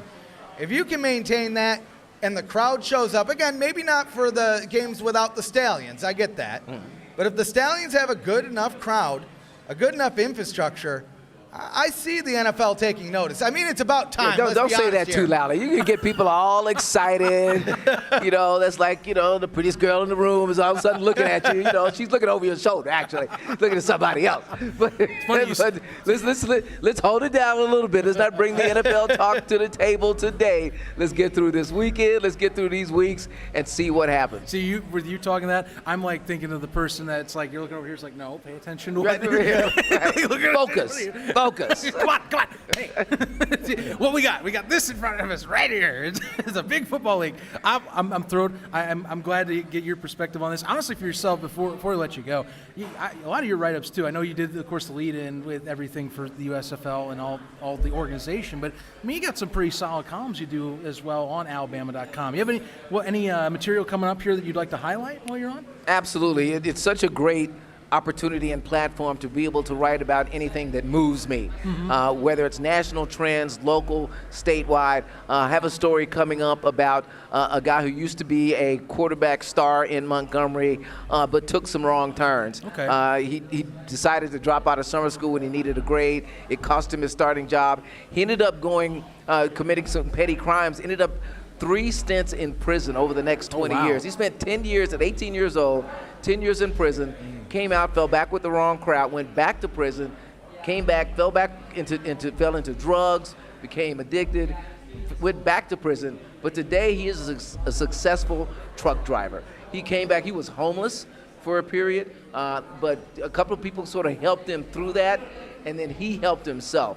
So I like inspiring stories and stories that show people that no matter how many wrong turns you make, you can still make the right one. So he's actually almost back from California. He was on a trip this week. He sends me a text every day that tells me where he is. And so his name is Greg Anthony. He was a starting quarterback at Carver, Montgomery in the mid-'70s.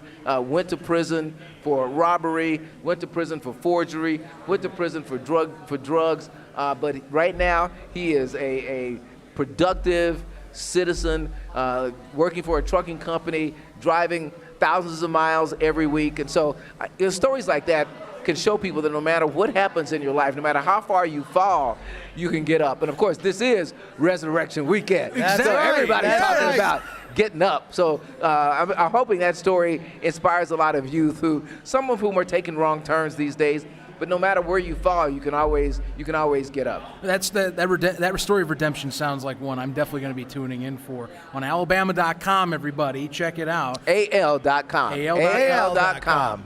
And it's Roy S. Johnson. So yeah, just keep that in mind. He's keeping me. And you can also find me on Twitter and Instagram as @RoySJ.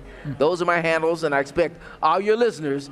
I expect to have a whole bunch of new followers by the time this podcast is over. We're gonna You heard push the him. man, folks. Go online, go on Twitter, Instagram as well? Absolutely. Go follow him now. Everybody in this room, if you don't do it, I'm Pick up your watching you. phones. I'm coming after you. @RoySJ. This man on is Twitter an excellent and writer. Instagram. Please give him a follow. I'm serious. I am so happy I got to meet you and talk to you in person several months ago. It's a pleasure. An excellent experience. Look forward to seeing you not just this weekend, but when you come back. Oh, I'll let you know. And look forward to you moving. Oh, yeah, I'll be here. I'll tell you, I'm ready for that soul food, baby. Right. He's going to get a hold of you, recommended a real day. All right. Thank you It's a so much. pleasure. Thank All you right. so much. Good luck, guys. All right. See you. Roy S. Johnson, everybody. Give him a round of applause. Sign him up. Man, I tell you, I've said it since we come in here, and I've been telling him on the trip, as I've said. Let me get this picture, of course. Come on. Get in here, man. Let's see. Can we get it? Get you a little bit closer. There we go. There we go. Sign Perfect. us up. Thank you, sir. I'll have a double chin, but that's okay. I have one anyway. See you later, Roy. Well, folks, I tell you what, if that didn't get you just beyond thrilled for what Fox is doing in this city, I don't know what will, honestly. Because, I mean, beyond just hearing about how this deal came together, what they've done in recent months, the fact that they're having their own dedicated day today, that the city is dedicating just for the league itself. Fox is embracing Birmingham like I have not seen a company or league do so in some time. It is quite a magical experience, and I'm saying this based off what I just saw coming in, what we toured for like a half hour. Exactly last night. right. I had the luxury of getting here. I don't think we've talked about this story of my trip here. Actually, Okay, you can't. we Yeah. got a quick story. We have a couple other guests coming on, so bear with me. But I got to tell this story. So, both of our flights. Mine first. I get to the airport, and as I get to the airport, I get a text message. My flight is delayed. By the time I would have drove back to my house, I would have just had to drive back to the airport. So I said, screw it, I'm camping out. Wait out there a couple extra hours, finally get into Birmingham. I reserved a car at Hertz. The Hertz social media team knows I'm not happy at them. We had a chat yesterday. Funny enough, anyway, let me tell the first part. I reserved the car, I get there, no cars. Oh boy. They tell me I'm gonna have to wait. I put out a tweet. I'll tell you this, I put out a tweet and I tagged Hertz. Hertz DMs me, and they say, sorry, there's nothing we can do. And 2 minutes later, they come to me, and they're like, oh, sir, we have your car ready. was like, oh, yeah, I'm sure you could. There's nothing. And then I look at there's Hertz cars everywhere. They're everywhere.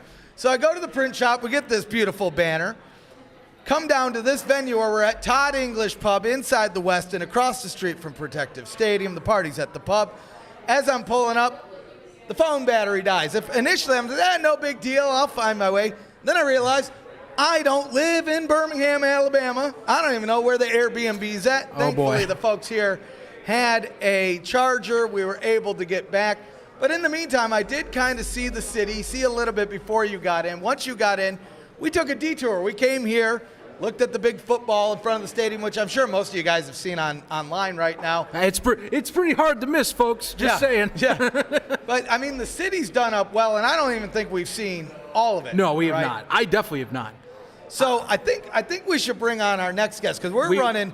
Actually, before we do that, just a reminder, if anybody wants to get in the giveaway, write your name down. There's a pen and paper over here. We're going to use a random name generator. So if you haven't already, we're giving away LA Express replica jersey from our partners over at Royal Retros. We have 3 hats from them as well, Bandits, Breakers, and Stars. Yep. And then online, like I said, we're going to take care of you folks. We got a SpringStock shirt, a USFL Podcast shirt.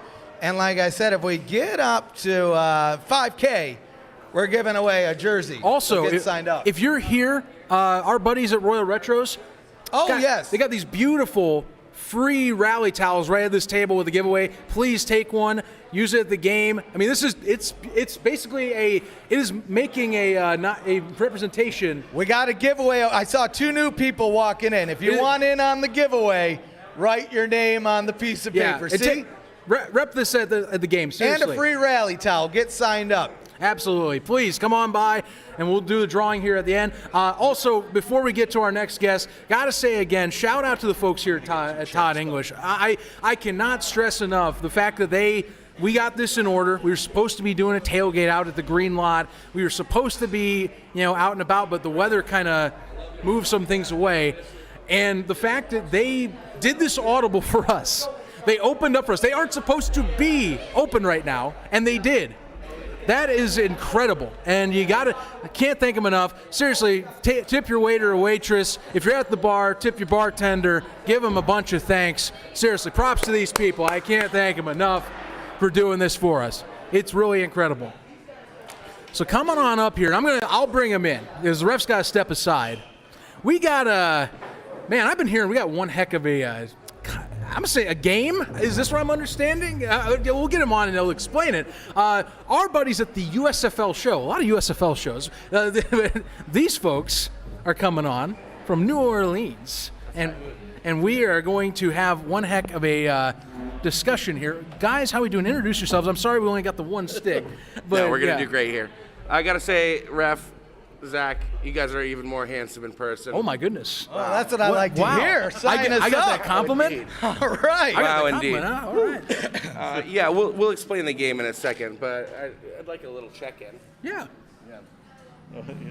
Yeah. How are you guys feeling today? How's everything been going? The answer's always yes. We're getting signed up. I'll tell you this, though. After we're done recording, I was talking about it earlier, I'm ready for an adult beverage. And then I'll be double signed up. Absolutely. You'll get down with me a little Maker's Mark after the game. Exactly. But yeah, by the way, I'm Jason. This is Ollie. This is Graham. We're, like I said, the USFL Podcast. You're the USFL Podcast, the USFL show. Yep. Right in New Orleans. So thank you for having us on, guys. Really appreciate it. Very cool. Yeah. So. Well, it's all about the USFL community. I'll tell you this. One thing that I hated to see with the XFL was it kind of devolved, and everybody wanted their own piece. They said, well, no, I'm the best. No, I'm the best. I don't care who's the best. I just want to have fun. Because let's be honest, we all love spring football. There's no reason for us to be arguing and hating each other and all this and that. Like, the better you guys do, the better we do, the better Tron does, the better any of us does here, the better the league's going to do, and the better the league does, the better we do. So it's the circle of life, right? Absolutely. We're actually new to spring football in general, and since the Breakers happened, we all got excited about, having some more football in our lives. But yeah, it's been super welcoming. I guess it's 2022. We get along now. Right. Yeah. Right. Well, after the illness we shall not name, I think it changed everybody's life. So I'm just glad to be. out in the world, not stuck in my office and just, like I said, this is the first time we've met. Yes. Tron, the first time we met was right before everything happened. First time meeting Tron. What's up, Tron? Yeah, it's so nice to put faces with the names. Right. Well, that's what I was talking to a couple other guys. They came up with, oh, ref, I'm so-and-so online. I said, it's funny. I know everybody's handle. I don't know anybody's name or what they look like, right? So, yeah, exactly. This is great to have you guys here. Thank you very much. Now, again, he's been kind of hinting at what you guys are bringing to the table, and I send in my stuff as needed. So please share to the crowd. What are we doing here? What's going on? Yeah, so we're playing a game called Who's Coming In Hot. So we picked different players from the inaugural game, and we're going to rank them on the Scoville scale. Okay. So the Scoville scale? It senses capsaicin, right? So it measures the spiciness and the pungency of peppers and chilies. Capsaicin, one of the interesting things I figured out was that capsaicin tricks the body into thinking that it's actually getting burned. Right. Understandable, yeah. It's kind of the sensation of like fire in your mouth, yeah. So we have a 21-point scale here, but it doesn't necessarily mean 1 through 21. It's there's a little nuance to some of these peppers. Yeah. Should we jump into it? Let's do this. I think so. Let's do this. Do it. Let's see what we got here. Ollie? Yeah. Here you go. I'll hold it for you. Thank you. So, for my initial capsaicin scale, I was really excited about Mike Weber. Are we calling him Weber or Weber? I think it's Weber. Okay. Yeah. Weber. But You're asking the wrong guy here. I say this on the show. I don't even know how to say my own name. If any of you were on our draft coverage, we were like, I think a quarter of the time, I'm going to be even less, I'm going to say quarter. We're like, this better be right, otherwise we'll get them right by the end of the year. You guys make us feel so much better about ourselves about not knowing the name. I just learned this morning that it is indeed Alex Magoo. Yes, So it is Magoo. It is Magoo. I mean, yeah. Anyway, we actually got our first injury reports of our entire lives. Wow, and Weber is limited. I was going to have him at a Tabasco, but I downgraded him to a peppercini. Ooh, okay. Because, who knows? Maybe he plays, maybe he doesn't. Mm-hmm. We're excited about a rough game in the mud, I think, today. Yeah. I hope. Yeah. So I've elevated Trey Williams, 5'11", 230, a Sagittarius, to a Thai Pepper because I think he's going to sneak in with a nice heat level. Right, you're not quite looking at a face sweat yet, but it's approaching face sweat. I see what you're saying. So for me, I went with Victor Bolden Jr., born April 4th, 95. He's an Aries. This guy's very fast, wide receiver, punt returner. He's got all the skills there. So I went with a Trinidad Scorpion, which is a hybrid pepper. It kind of looks like it's got like a stinger on it. So. It starts with a fruity flavor with a followed by intense quick bursts of biting heat, on the Scoville scale. So I think, Victor Bolden, he could, really get in there to have a lot of big plays, especially with this kind of game. All it takes is a few just, quick hits down the field by Magoo, if you can see him. Hopefully he can. And also has the punt return too. So I'm excited to see what could happen, Yeah, you're looking at a face sweat here and crazy eyes going. And that's what we're looking at. Yeah. So the Pepper's doing it already. Yeah. So I got Scooby Wright. He's inside linebacker for the Stallions. He's a Virgo. He's 6'1", 246. Played at Arizona. He's won a ton of linebacker awards. And has a fantastic mullet. Yes, he does. His NFL comparison is he's like a Luke Kuechly type, Mm-hmm. So what I did was I picked Ghost Pepper for him at 855,000 Scoville units. Wow. Real Ghost. So funny thing about Ghost Peppers, the Indian Army uses it as a base for their chili grenades. They also, in northeastern India, these peppers are smeared on fences and incorporated in smoke bombs as a safety precaution to keep elephants in the wild at a distance. Chad, you're hearing this, right? So Scooby Wright is blasting through the gap today at this middle linebacker, and he's going to absolutely be terrifying. Okay. I would just like to, real quick, I just met Phil Wright, Scooby's dad, at the bar. No way. Just Nice. now. No He is way. the coolest. Never mind. He's a great guy. You guys want to go with, do you have one? I'll jump in here. And you know what? I had to look up the birthday real quick because if we're doing the Zodiac here, I'm going with Luis Perez, who's also a Virgo. I'm going to be putting him here. I got to get this scale here. I'm not going to go all the way number one at pure cap safe. I'm going number two, but here's the reason. Did you guys watch the Spring League? Well, here's what I hope. Oh, no. We're There doing was spring this football. spectacular promo for Luis Perez. Did you know he's also a professional bowler? I think he has I might be going overboard. I think he has 300 games or something under his belt. It could be 3. Think he's got a sweet underhanded throw. Dude, I don't know what it is. Yeah. The dude, he learned how to play football from watching YouTube. The dude's a stud. Real story I'm there. putting him at pepper spray. He's a Virgo. Oh, my God. I mean, the bowling promo was so fire, dude. It was It so is. good. If you haven't seen, because Fox helped make this back when they were doing the Spring League season at the beginning of during the spring of 2021, you really should look it up. It's a whole documentary piece, I think about 15 minutes about his bowling career. And about that and just how he got into football. He's wearing his Jousters uniform. Yes, I'm throwing it back to that. He was in the Mega Bowl first and probably only. I don't know. I was there. I was at the Mega Bowl, me and 12 people. Getting the vibe, it's probably the only now. Yeah, probably. Somebody's just got to represent, Who knows? Mega Bowl champions for life will be the linemen. Yeah. That's just the thing. I tell you, Perez, you know what? I'm high on him in the overall season. In terms of week 1, that's where I have questions because it's 15 days. We already talked about how it's 25 whole for players to get in. And I'll tell you, I interviewed Ben Holmes. I love the story of the guy. I was really sad to hear he got an injury and was forced out. And of course the league parameters for how they're doing this, I understand. But it stinks. I mean, Mike Riley picked him up for a reason, and we had heard that Perez had been looked at, but he wasn't picked up. It wasn't picked up because people wanted their quarterbacks. So that is the shame of it. But Perez, I think overall, I say that he will get to that point because it's bound to happen. He's done it in all the leagues so far. So speaking of Generals quarterbacks, I have DeAndre Johnson at a Fatale, which is a pepper that sneaks up on you. Okay. So I'm thinking maybe, if the rain starts coming down at halftime, maybe we see the running quarterback come in. You start with just you're chilling, you're eating. Sure. And then all of a sudden, oh, here I get a little sweat on my brow.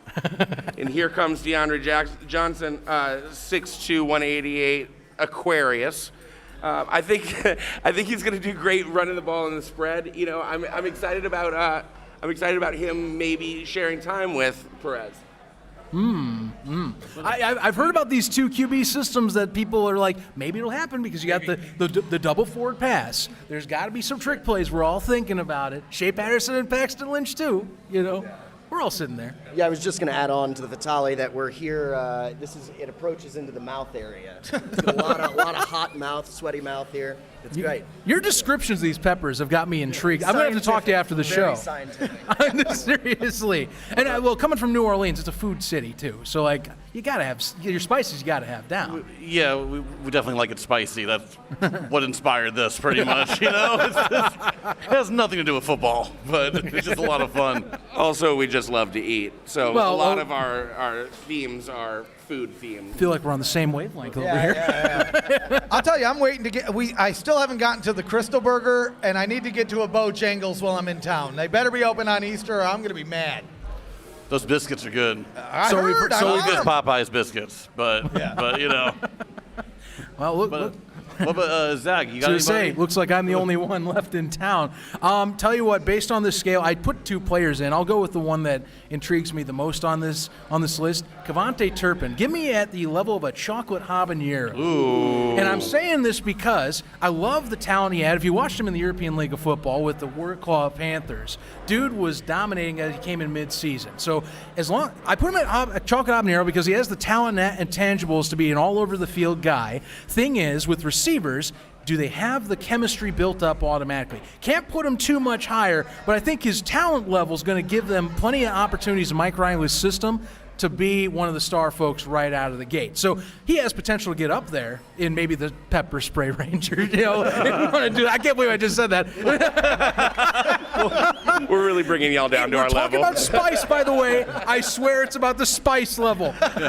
So, talking about our love of food in New Orleans, Oliver and I recently have identified as BBGs, which is a big, beautiful gentleman. Oh, yeah, different what I was thinking, but so I wanted to give a shout out to a couple of BBGs on the New Jersey Generals. Okay. For the defensive tackles, we got Kalani Vakamaleo, Toby Johnson, and Destiny Vaeo, all over 6'3" and 322 pounds. These are some big boys. Yeah. So, and depending on the weather, we were seeing it's going to be pretty mucky out there. I mean, hopefully it holds up, but if it does get dirty out there, they're going to need to stuff the middle there. It's going to be hard. You can't find holes, with the big guys like that. So I put them up. I put them up with pepper spray too, because pepper spray it's known as a predator spray, also known as bear spray.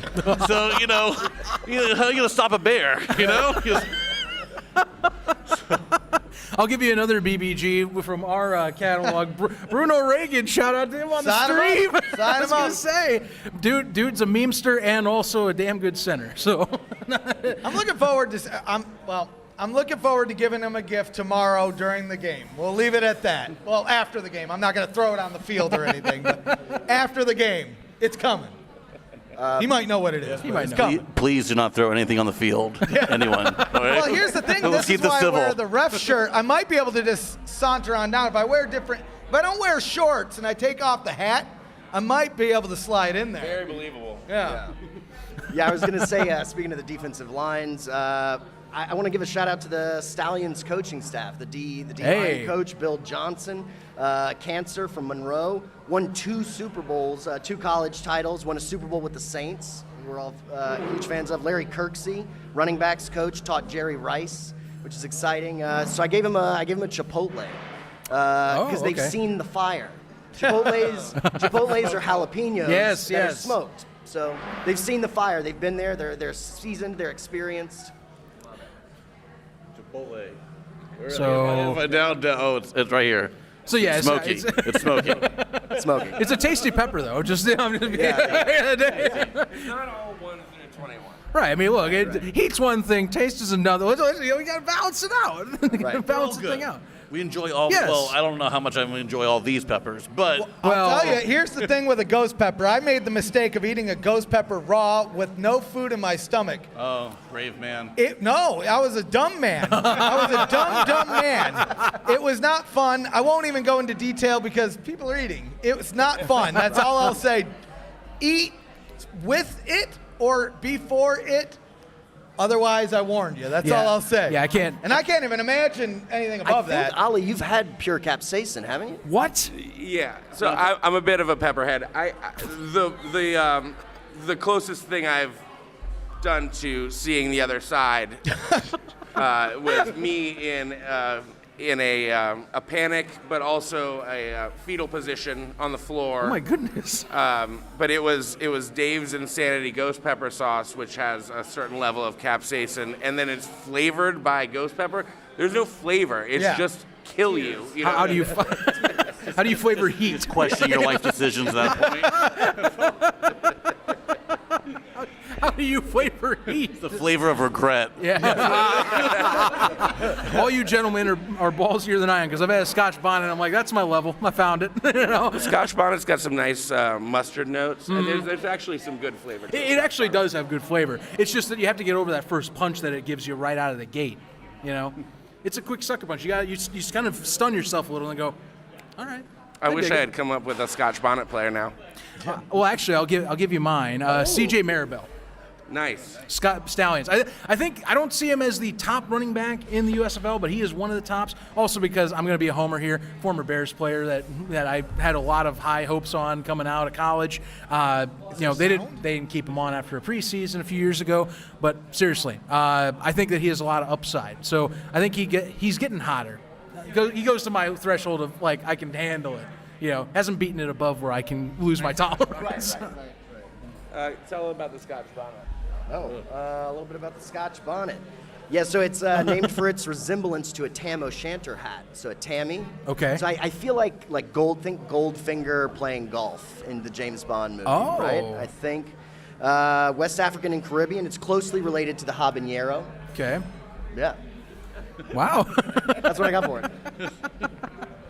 I do want to give a quick shout out to our super fan in Adelaide, Australia, Stuart Flint.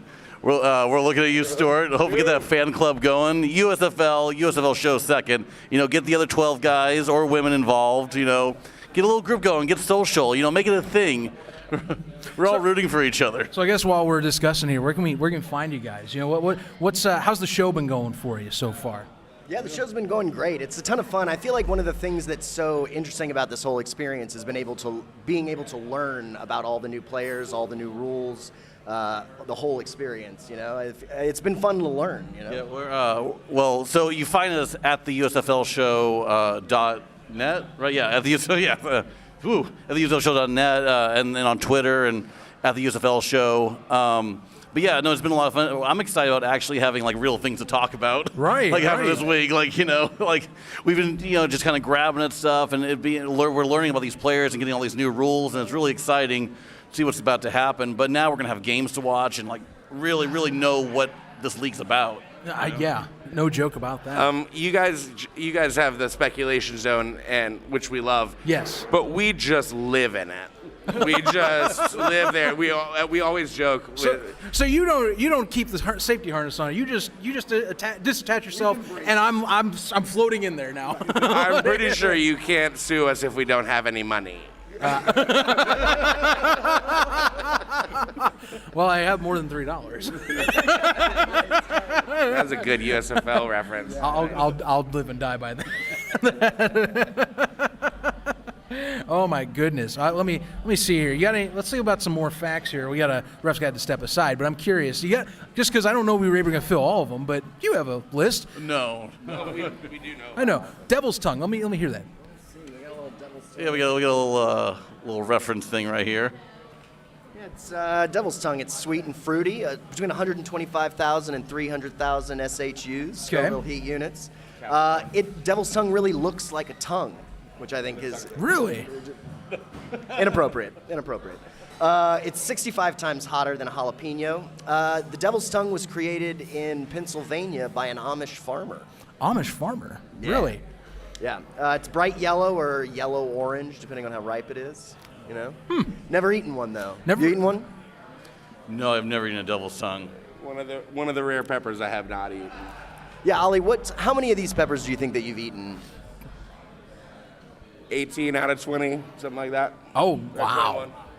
Wow. I get after it. Okay. Tell you what, I got one last one, and then we'll sign you off here as we appreciate. Sorry, it's just the show moving here. Jamaican hot. I almost put CJ Marable there, but I then moved up to Scotch bonnet just for a step higher. Jamaican hot.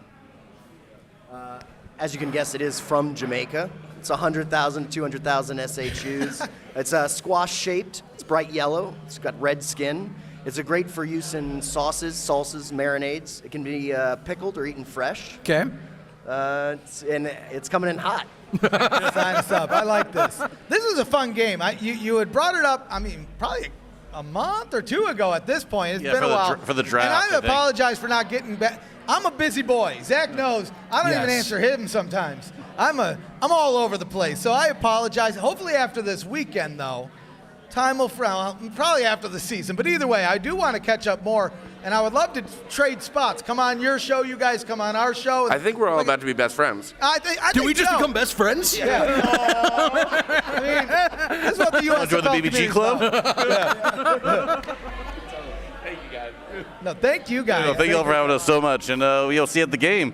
We'll be there, and I'll be a little bit more inebriated, so I'll be a lot more fun. Thank you all so much. Seriously. Thank you very much, man. Really appreciate it. Oh, yeah. Let's do that. Wait, do we do this? Go get the sign.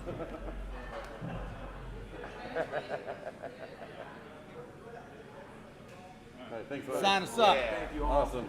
Thanks, guys. Sign us all up. Give a round of applause here to the USFL show, everybody. How about it?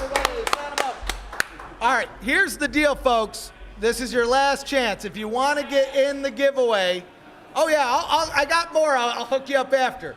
If you want to get in the giveaway, put your name on this piece of paper. Because what we're going to do, we have the end zone. We have our man, Jake Henry. So I think we'll have Jake come on real quick. I'm going to go hunt down the end zone because I think he went outside. Yeah, I think he had a phone call I saw. I see. Okay. Are you good? You want to come and party with us? Come on over here, Come on, Jake. Let's sign have a this dude talk. up. Let's do this, man. So you get the 4K camera. Do you like? I need to get a picture of this silliness of a camera mounted on a a webcam mounted on a DSLR. The battery died. I swapped the battery. I don't know what's happening. But this is what. Remember I told you, Zach? There's no such thing as too many backups. I have one more webcam too. So if this one fails, we're good. We're getting a little sunlight in the side, but it's not too bad. You know what, Jake? Let's start this off. Okay. The mixed messaging. What about it? Oh, I'm messing around with you. Oh. Well, I'm just saying. We know. For those that know him Jake online, very much a Battlehawks guy. Yeah. But of course, I'm having a good laugh. The USFL hat. Oh yeah, forgot about that. Yeah. It's you got to support both, so you always come out on top. Nice. That's actually very smart. That's very smart. Now, yeah, do your thing here. So, I mean, you somehow, some way, find the website scoops. Oh. I gotta know, what is because I feel like I'm scouting the internet 24 hours a day, but you find, hey, the XFL shop's down, the USFL shop's up, hey, there's some new merch. What are you doing over there to find all this stuff? Too much free time. Yeah. That's the thing, what I just do, and I'm trying to get into cybersecurity, so it's just good to snoop around and see what you can find. Right on. I mean, we've been working together for a couple years now. You're our youngest writer. Yeah. But you're just a good guy all around. I love having you on the team. But isn't it amazing how much the newsroom brand has kind of started to grow? And I mean, now we had XFL newsroom, we have USFL newsroom, we have every other newsroom, but we're coming out with newsroom sports. Somebody asked in the chat what the hat was. That's what it is, newsroom sports. It ain't there yet, but it's going to be built. And we're going to be talking about more than football, my friend. Awesome. And so it's just amazing in the last, 4 years, it just started as a hobby for me. But without that, I wouldn't have met you, I wouldn't have met Tron, I wouldn't have met any of these folks here. And that's what I love about the spring football community. The one thing that I like about you is you're a pretty positive guy. You don't want to be starting any of the drama on the internet. You're there purely, here's the news, here's what I'm seeing, this is what I love.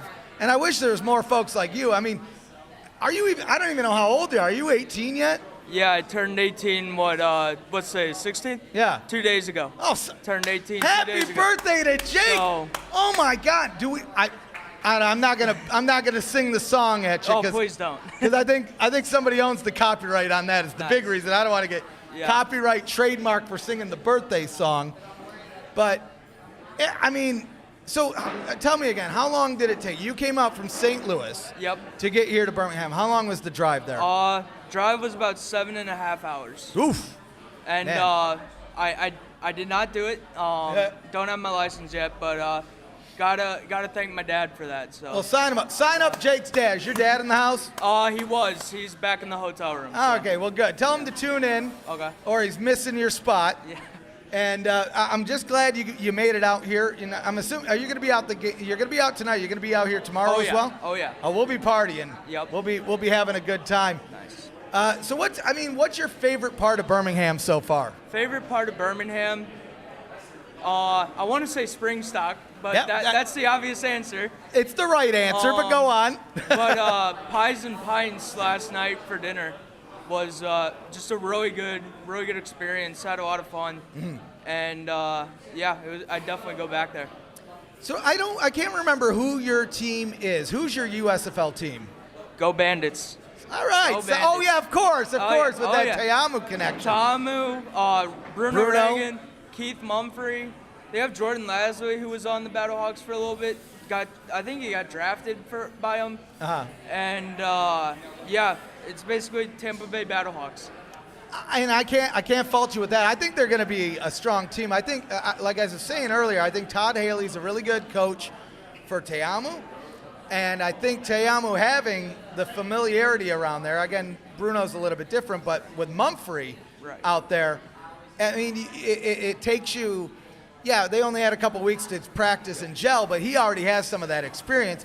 Not to mention with the XFL where, I mean, they could have came out on top at the end of the season, although they would have had to face my Roughnecks, and we saw how that happened. Yeah, but you're forgetting one obvious thing from that game. Your guy was offside. Yeah, I don't care. See, this is why I'm the ref. We brush away the calls that are bad. We only focus on the ones that are right. But you are correct. Well, that's like when Tron came out to see the Dragons, and they botched the call at the end of that game. Yeah. So at least with this, we have the development crews out there with the NFL going to start building those guys up. So I think the officiating is going to be at minimum on par, hopefully a little bit better. Yeah. Either way, we're getting a professional product. The XFL's coming back next year with a new logo. Oh, yeah. I don't know why they changed the logo, but they changed the logo. I got to mention one thing. Yeah. I found that, too. Found that on the... Oh, yeah, that's right. I forgot. did You're the find one that... And you know what? Credit to you. Yeah. You were the one, you're like, because you were like, I don't want to spoil it. Yep. And, Seth Lessons. Yeah. I mean, I'm kind of glad, because then I got to write about it. Exactly. I didn't want to put you on blast. So I was like, well, somebody else put it out. Yep. You know. So I a little stressed out about that that night, but got through it, and we got the new logo. So Yeah. Pretty And I fun. mean, teams are coming soon. Yep. I would be shocked. I would be amazed if the XFL doesn't end up in St. Louis again. What I was saying this earlier, though. This is what I want your take. Do the XFL and the USFL stay separate forever, or do we end up seeing them come together? And my timeline is a 3 to 4 year timeline. What are your thoughts on that? Well, what I think is basically just very simple. No. Yeah. I don't think maybe we see some negotiations like the CFL, but I don't think it'll get anywhere because you've got they're playing in two separate timelines pretty much. Right. So with minimal overlap, and I just don't really see it happening. So who are you picking tonight? Stallions or Generals?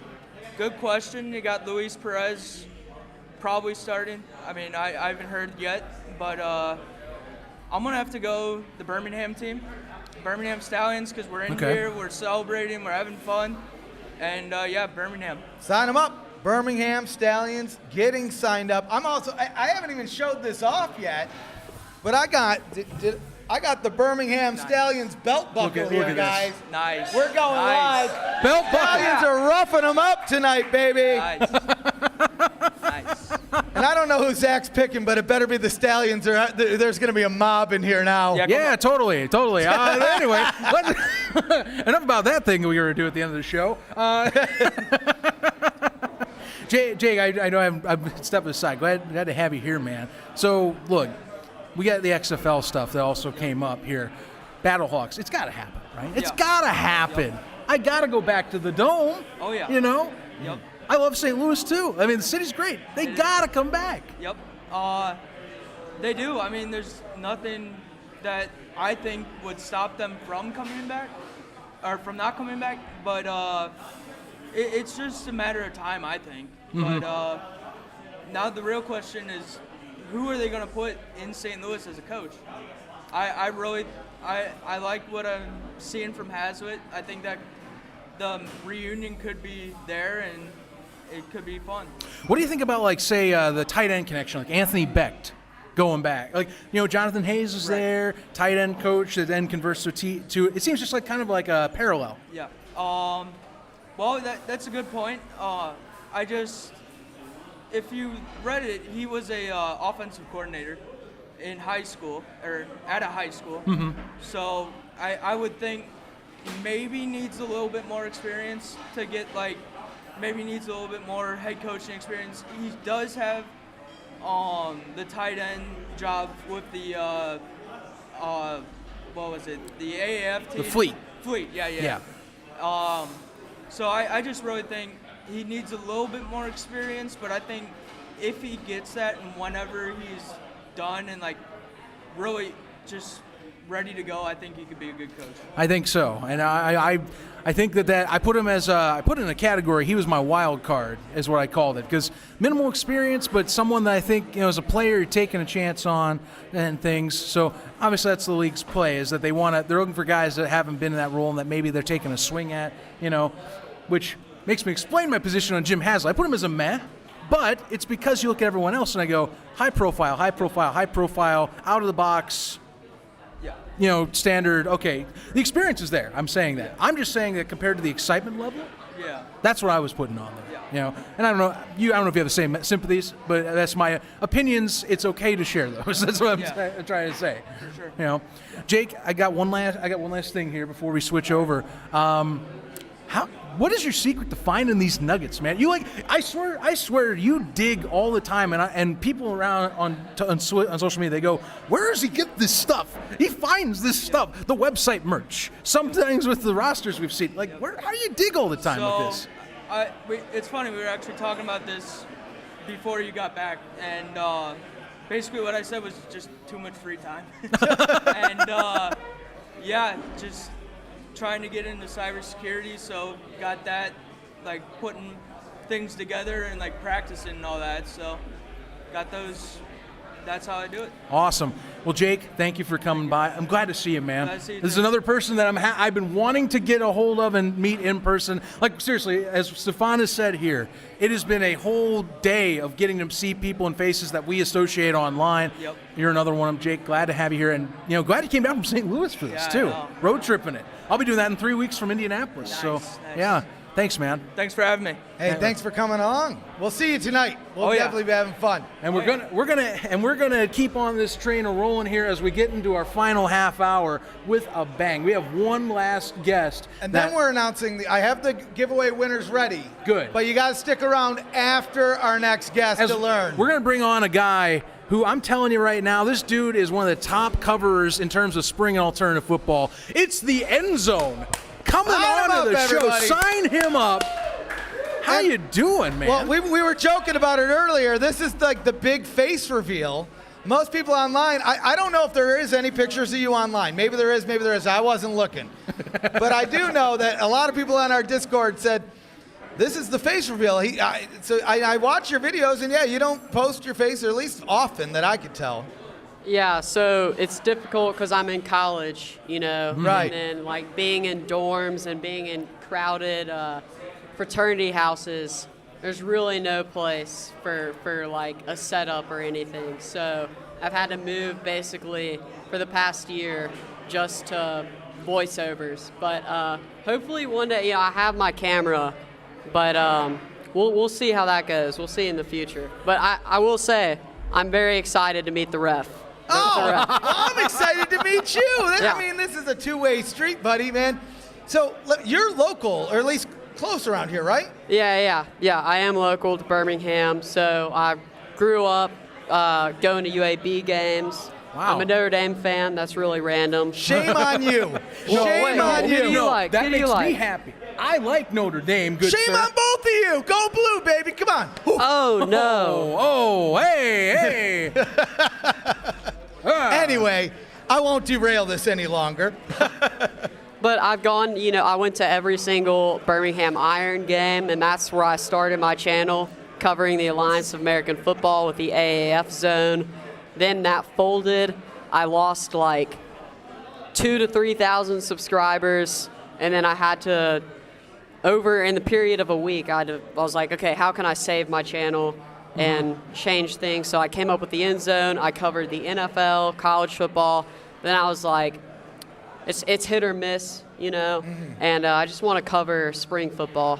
What makes spring football so special to cover? Because I've had a blast doing this for now, really since 2020, since the XFL, and I kind of just scratch the surface getting in there. I'm getting in with this guy. And now I'm full into it, just like nonstop. Like, this is the way you should be looking at things with football. What brings it for you? It's new. It's edgy. You know, there's nothing like a uniform reveal, the hype going into the city reveal. People are excited for football all year round. You know, people are going to college football spring games, watching spring games on TV. And I think it's just football is king in America. And whenever we get more football, we are excited. And we're hungry for football. And we need spring football. You know, that's Right. That's it. That's right it. on. Well, you were at, or at least I think I heard that you were at some of these pregame or some of the practices possibly. So I was at one of them, and then I've been kind of watching some of the practices from not sneaking in, but open angles. Let's just say that. Yeah, open angles. It's free real estate. I could see the practices. Very convenient. Mm-hmm. But so I went to see Michigan play the Stars, and I had to leave at halftime because it was very cold and it started raining. Oh, okay. But great game. I got to see Shea Patterson throw a dime to Ray Bolden in the end zone. And I hope Ray Bolden's okay, by the way, because he got up.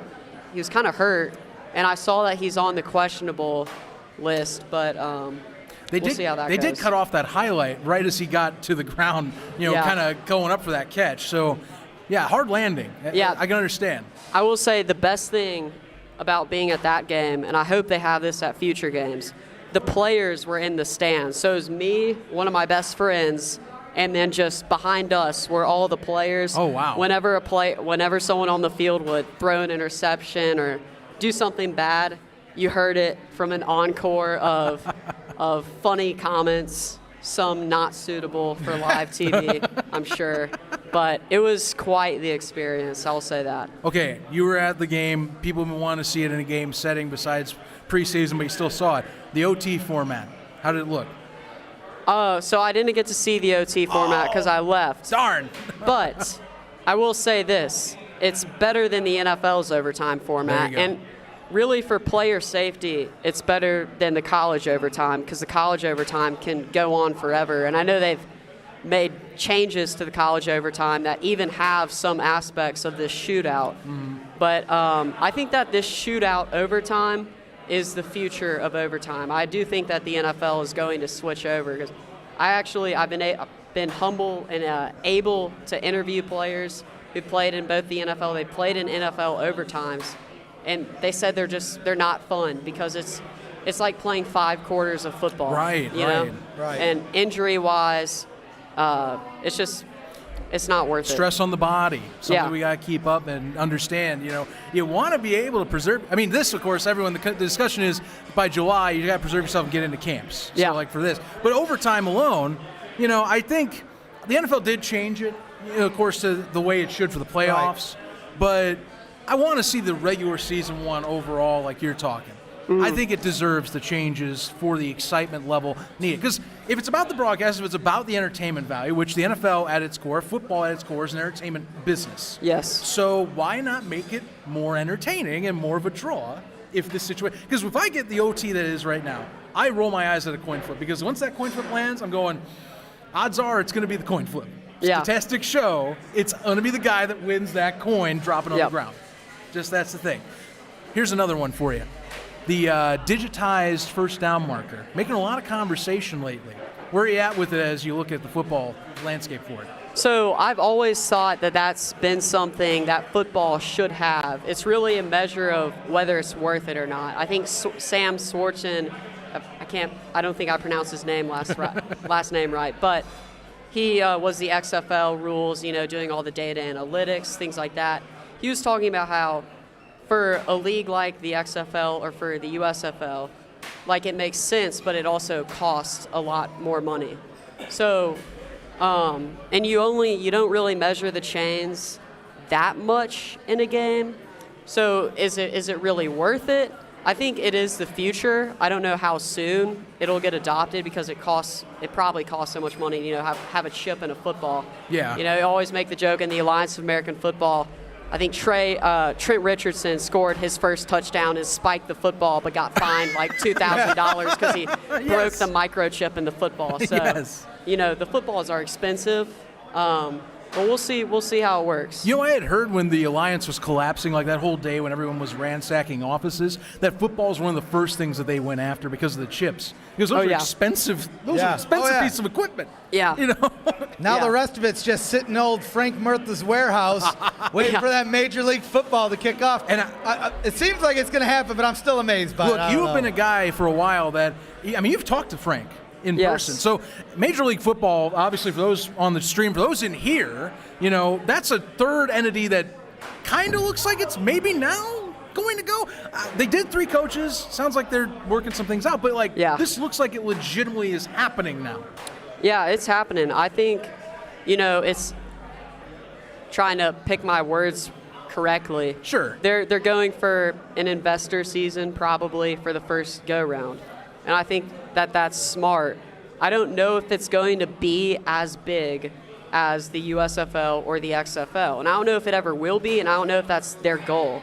They're in the mindset of we want to send guys to the NFL. We want to be the developmental football league. Whereas the USFL and the XFL, while they're obviously doing that, that's not their main mission. Their main mission is to be this independent pro football league. I think the MLFB could end up being maybe like what the Alliance wanted to be. Maybe. So. Maybe. Frank did talk with NFL, at least executives in New York recently. So that is a possibility. Like I said, that's one. It's kind of like a side eye. No joke. You're in our Discord server and jump in sometimes.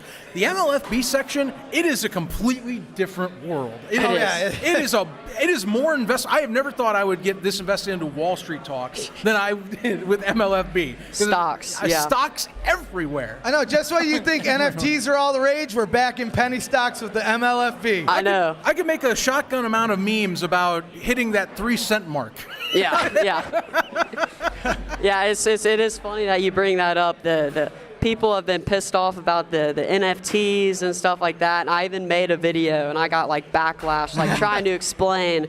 I think people don't understand what an NFT is. We've also talked at our length. They've gotten comments recently too. Yeah. But you're saying, go. Yeah. So an NFT, when you purchase a ticket online, I just 45 minutes ago purchased my USFL general admission ticket. Nice. That is an NFT because it's a unique code to a unique experience. Not every NFT is a piece of art on the internet. Right. I'm probably never going to buy a piece of art on the internet, but I will buy a ticket. I purchased the free USFL NFT, the experience thing. Yeah, the fan I want pass. free stuff. Hell yeah, sign us up. I'll take the NFT. I downloaded the wallet. So, it's not all bad like people paint it to be. I just think that people think of the worst part of NFTs and paint them like that. It's not all pictures and art. It can be. Right. Yeah, exactly right. Yeah, we could dive into it, but we would be on here for another 2 hours diving in.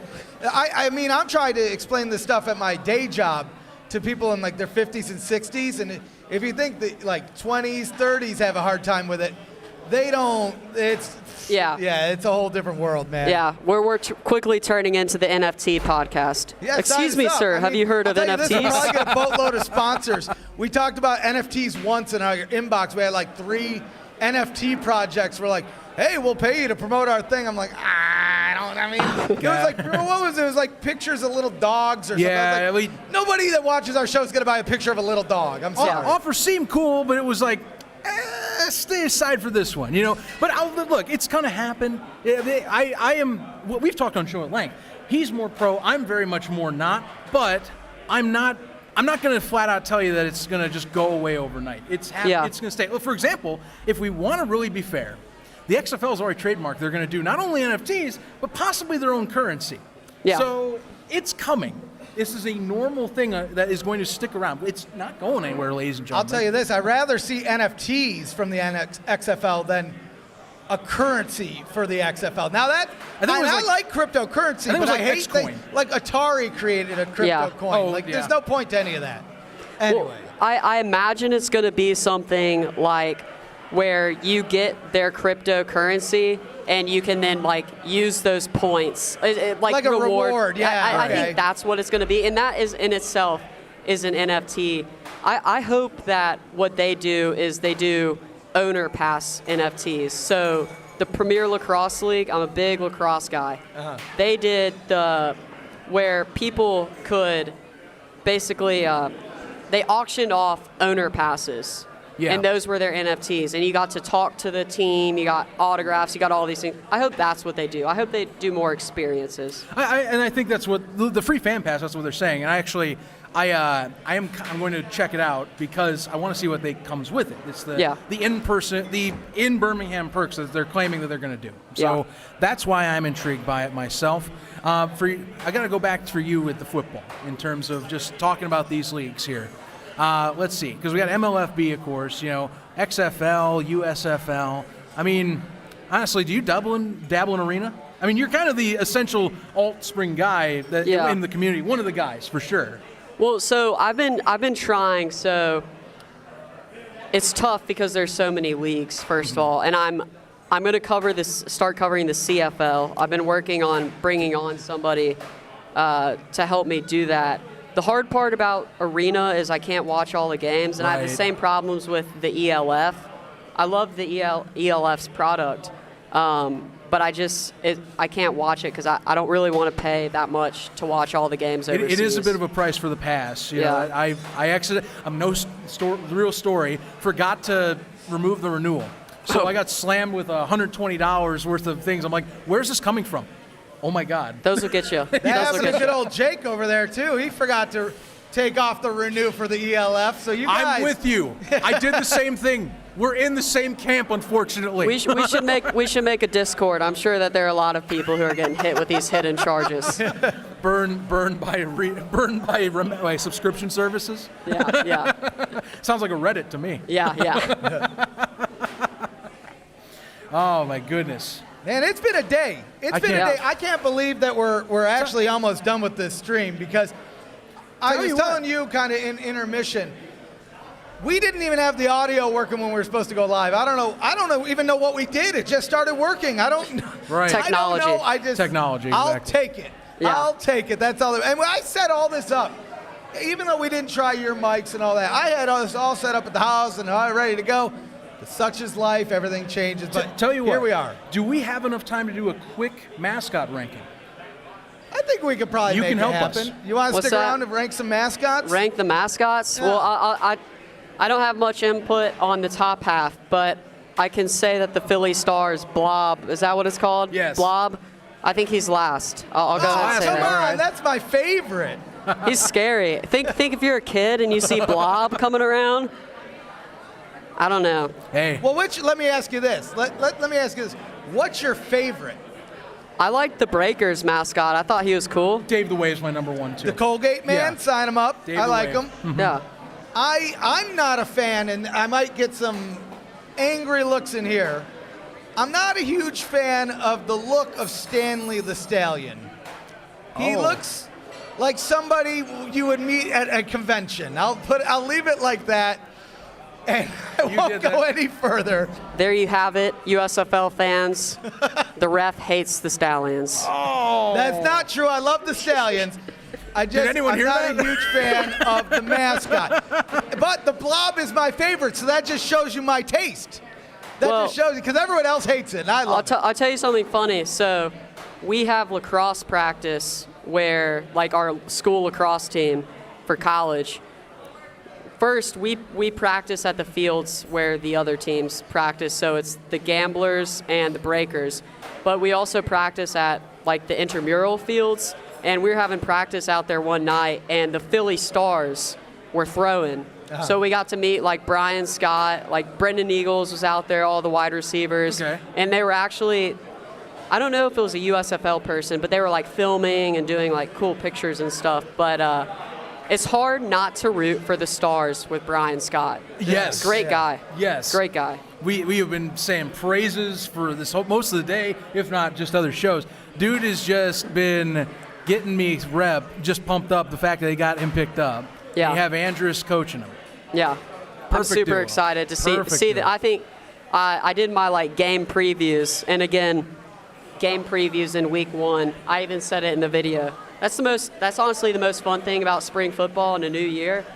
No one has any idea. You can do all the analysis you want. It's we do not know what's going to happen. Exactly. But I am excited for that Breakers Stars game, week 1 tomorrow. I'm going to be there. Oh, yeah. It's going to be We're going to be there We'll be partying around for tomorrow sure. as well. I'm looking forward to it. We got about 15 minutes left of the stream, and I'm amazed we actually got it in on time. I know. Yeah. Here's what I think we do with the mascot rankings. I think we hold it off. All right. And maybe we'll record it tomorrow or something that could tonight. be extra bonus content. Exactly. You got to see them in person. You got to see them in person, see their personalities. That's a good point, Zach. We got to go see them in person because you know what? Maybe I'll see the blob and Yes. my mind will change. You got to get pictures with them Content too. creators working together here because you get the clips, you put it together. Exactly. I like to hear it. I like to hear The it. brainstorm. I'm a marketing major. This is my thing. My man, all right. I'll tell you, you made the right choice. Marketing is the way to go. Yeah. Ever since I switched from IT to marketing, I still have a stressful life, but half as stressful as it used to be in IT. Oh, I'm sure. I'm in a data analytics class, and I'm doing coding on R Studio. Sorry, Dr. Buchanan, if you're watching this. It's tough. It's tough. Right. I can only sit in front of a computer for so long. Right on. Jesus Christ. Well, I guess we'll save that then. We will end with this, though, because we are coming closer to the game now. Stallions Generals, the big lead-up, the simulcast, the main event that the league has been pushing really since we have finally started hearing about the teams and the schedule dropping back in early February. Here's the deal. Who you got? All right, well, and I said this in my video, I'm worried about, the quarterback situation and what's going to happen with the Generals. They're playing behind the 8 ball. Right. Their quarterbacks, I guess, is we don't really know who's starting for sure. Mm-hmm. I'm sure we'll see both of them. At the end of the day, though, it comes down to the lines, how the offensive lines play, and that's something we're not going to know until we see the game start. But, I mean, with the Stallions, it's a historic moment for them. Oh, yes. The whole stadium is basically going to be mostly their fans. So, I mean, I got to go Stallions. I'm a Stallions fan, and I'm confident in Alex Magoo and what they have. I think that should be a good game, But, Oh, yeah. I feel you. I feel you. He's got Stallions. I'm going to become the villain. Yeah. I'm going with the See, Generals. you told everyone I don't like the Stallions. Zach, who are you picking tonight? I told you. I have the Generals tonight. I'm going to do that here. Look, even if we have to have the QB conversation, which is a fair one, Yeah. I think either way, if you have DeAndre Johnson, who's been fully in camp this whole time, Yeah. or if you got Luis Perez, they are loaded on the weapons department. And I cannot look past. I agree. And that's the thing. The Stallions, I like C.J. Maribel. I like Victor Bolden. I like Magoo, actually. And I know a lot of people had conversation about Jamar Smith over Magoo. I'm a Magoo guy. Yeah. However, even with the QB battle that's in New Jersey, Cavante Turpin and company, even with Mike Weber having issues and all that. So is he not playing? He's on or- practice squad Okay, because of a knee practice injury. squad. Okay, yeah. Nonetheless, they have depth. That's why I got to go with them. I Yeah. think that Mike Riley, he's got a good game. I think he's going to have a game plan for this scenario. That's why. Yeah. But it'll be a fun game. And I think with the weather holding out the way it's doing now, it opens up where anything's possible. It's not a worry about like a ground and pound fest on a simulcast. Yeah, and they may go 2-quarterback system. We know what Luis Perez can do. Yeah. He's a great signal caller. He's a guy who you can depend on. Watching him with the iron, watching him in the XFL in the Spring League, he's going to do what you ask him to do. But then if you throw in, you get onto the goal line and you have DeAndre Johnson, and DeAndre Johnson, it's not like he can't pass. He's still a good thrower of the football. So we'll see what happens. Also, they have their wide receivers are really talented. Don't they bring back? I think Mike Riley coached Alonzo Moore with the Commanders in the Alliance of American Football. Is that true? Yes. I I think want to so. say yes. I get all the names. It's hard because I know. every spring league I'm trying to keep track Right. of who is on whose roster. Right. But I'm pretty sure that is that connection. Even if you are an expert, even if you love these leagues, it is still a learning process with rosters, I think, as you go on. That's Yeah. the deal. I think closest I've come with her, it's fluid 100% conversation is either most of us right now today or talking to RJ Young when he does his stuff for Fox Sports. Yeah. He also college analyst and everything. That's the deal. But I think it's going to be a good game. I ain't saying the Generals are blowing out anybody. I think it's going to be close. I think it's going to be a fun game. I think it's going to be one that people talk about tomorrow morning. Yeah. I mean, we can all hope so with the type of visibility they're getting on Fox and NBC. And I brought it up a million times today, but that still kind of blows my mind seeing two competitors come together and share it and even see NBC paying Fox. Working together, too. That's blowing my mind here. They have a prime opportunity. This is their game to lose, quite honestly. And we can all hope that we see a nice, fun, exciting game tonight because, I mean, there's a lot of people that know about the USFL, sure. Yeah. But there's a lot more that haven't heard about it yet that are about to find out about it tonight. Well, I assume that our time is rolling up, but I'll say this. I hope and pray that we get a USFL moment. What I mean by that, you remember the Alliance of American Football? They had a moment. They were trending on the internet. I almost wore my Mike Bercovici jersey. I'm sorry, Mike, if you're watching this. I'm glad you brought it up because that was like a running gag for a couple weeks on our show. Oh, yeah. We still got his name wrong every week. Mispronouncing Mike Bercovici. They need a moment. They need a moment. They need a hit. They need a crazy touchdown. The Orlando Apollos had one. You know, the statue of Philly Special. Yes. Sorry, I get my trick plays mixed up. But they need one of those moments, and hopefully they deliver. We'll see. We're hoping the same. We'll know here in just a couple hours. Thank you so much for coming on the show. Before you go though, you got your line, right? Oh yeah. You know what phrase I'm talking about? Oh yeah, I know what you're talking about. Everybody out there, hope y'all are moving the chains. We're moving the chains out here and move the chains tonight on Fox or NBC or Peacock maybe. I think it's on Peacock as well. Yeah. Move the chains. Well, gotta have it. Thank you so much, man. Really. Nice meeting you. We'll talk after this. Let's give a shout to the end zone, everybody. Applause for my man, the end zone. Sign you guys up. So, Zach, I mean, it's been a day. Oh my gosh, it has. It's been a day. 10 minutes left, but you know what? We got some giveaway winners here, Zach. So here's what I did. Just for transparency, you're witnessing this. I put a number by every name. Yep. And ran it through a wheel of names generator because I wasn't typing all the names. So here's what we'll do. Number four is, something green. Something green wins a hat of your choice. Let me look at this again. I want to say Clandon. If your last name is Green and you filled out, you did?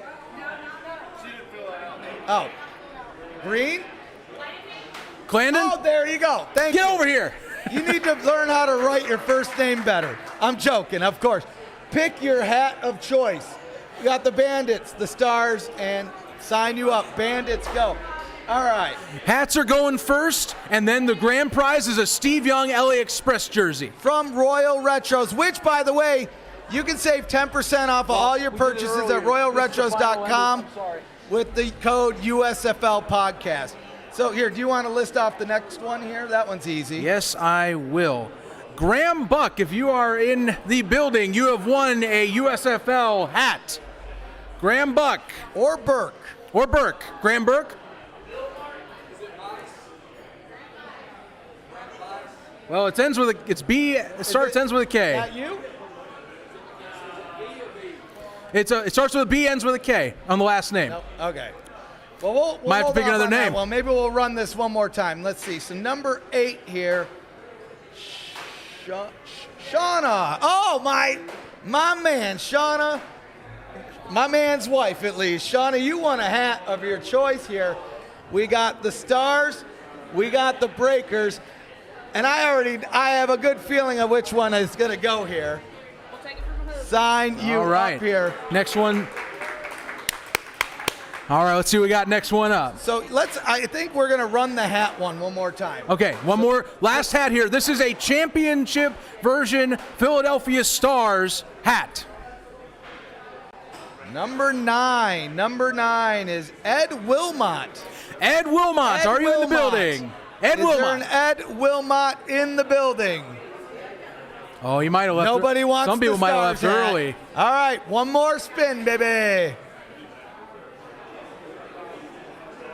Because I don't want to take this stuff home, Zach. Well, we're gonna give it away. Number 11. Or 17, actually. Will Martin. Will Martin. Get on over here, man. You just won yourself that nice Philadelphia Stars hat. Championship edition. Oh, no, that's the next split up here. So let's see. Now, this one is for the jersey. Let's see what we got here. This is for all the marbles, folks. Grand prize, Steve Young, LA Express jersey. Andre McHenry. Get over here. My man. No joke. You win.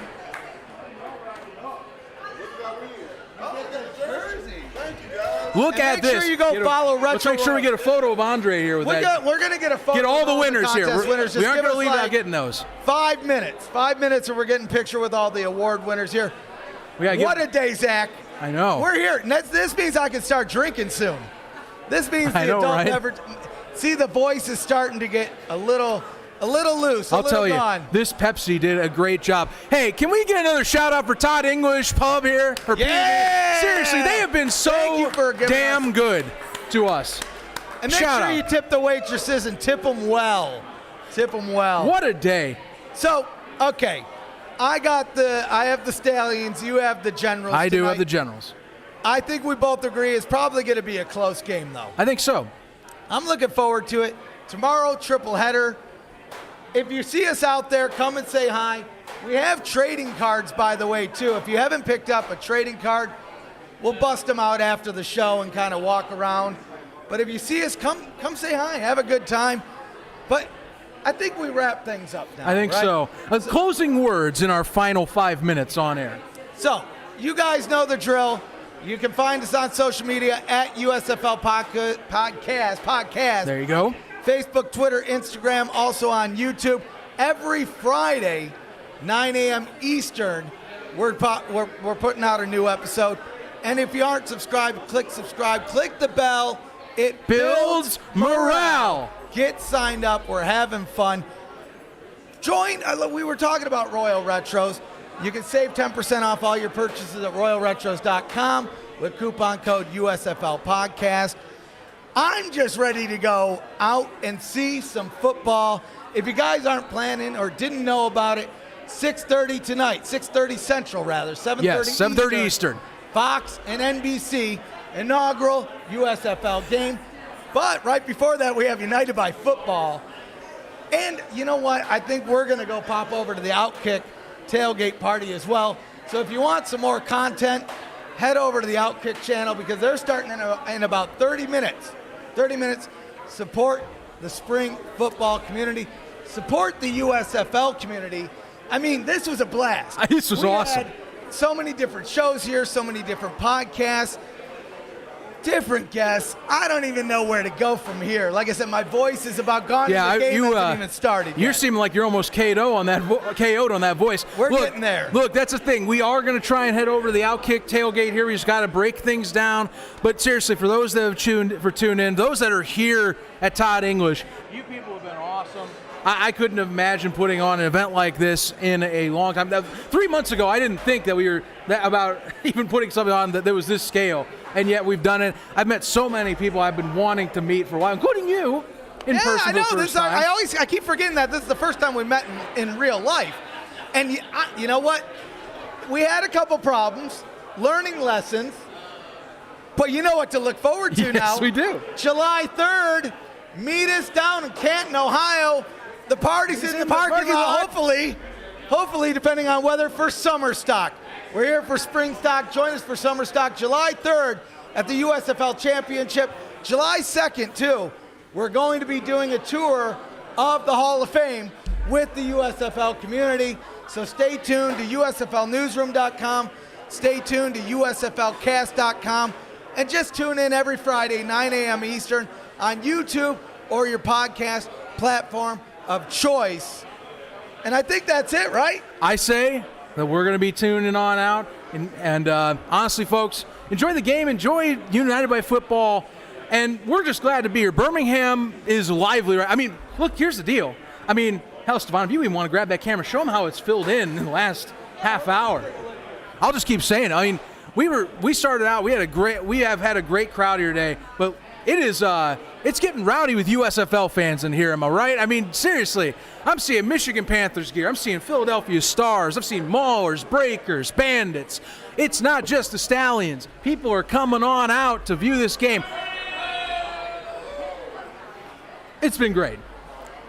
I'm ready. It's been great. I'm ready to have some fun. I'm ready to get signed up. I hope everybody else is going to be tuning in tonight. So until next time, everybody, sign you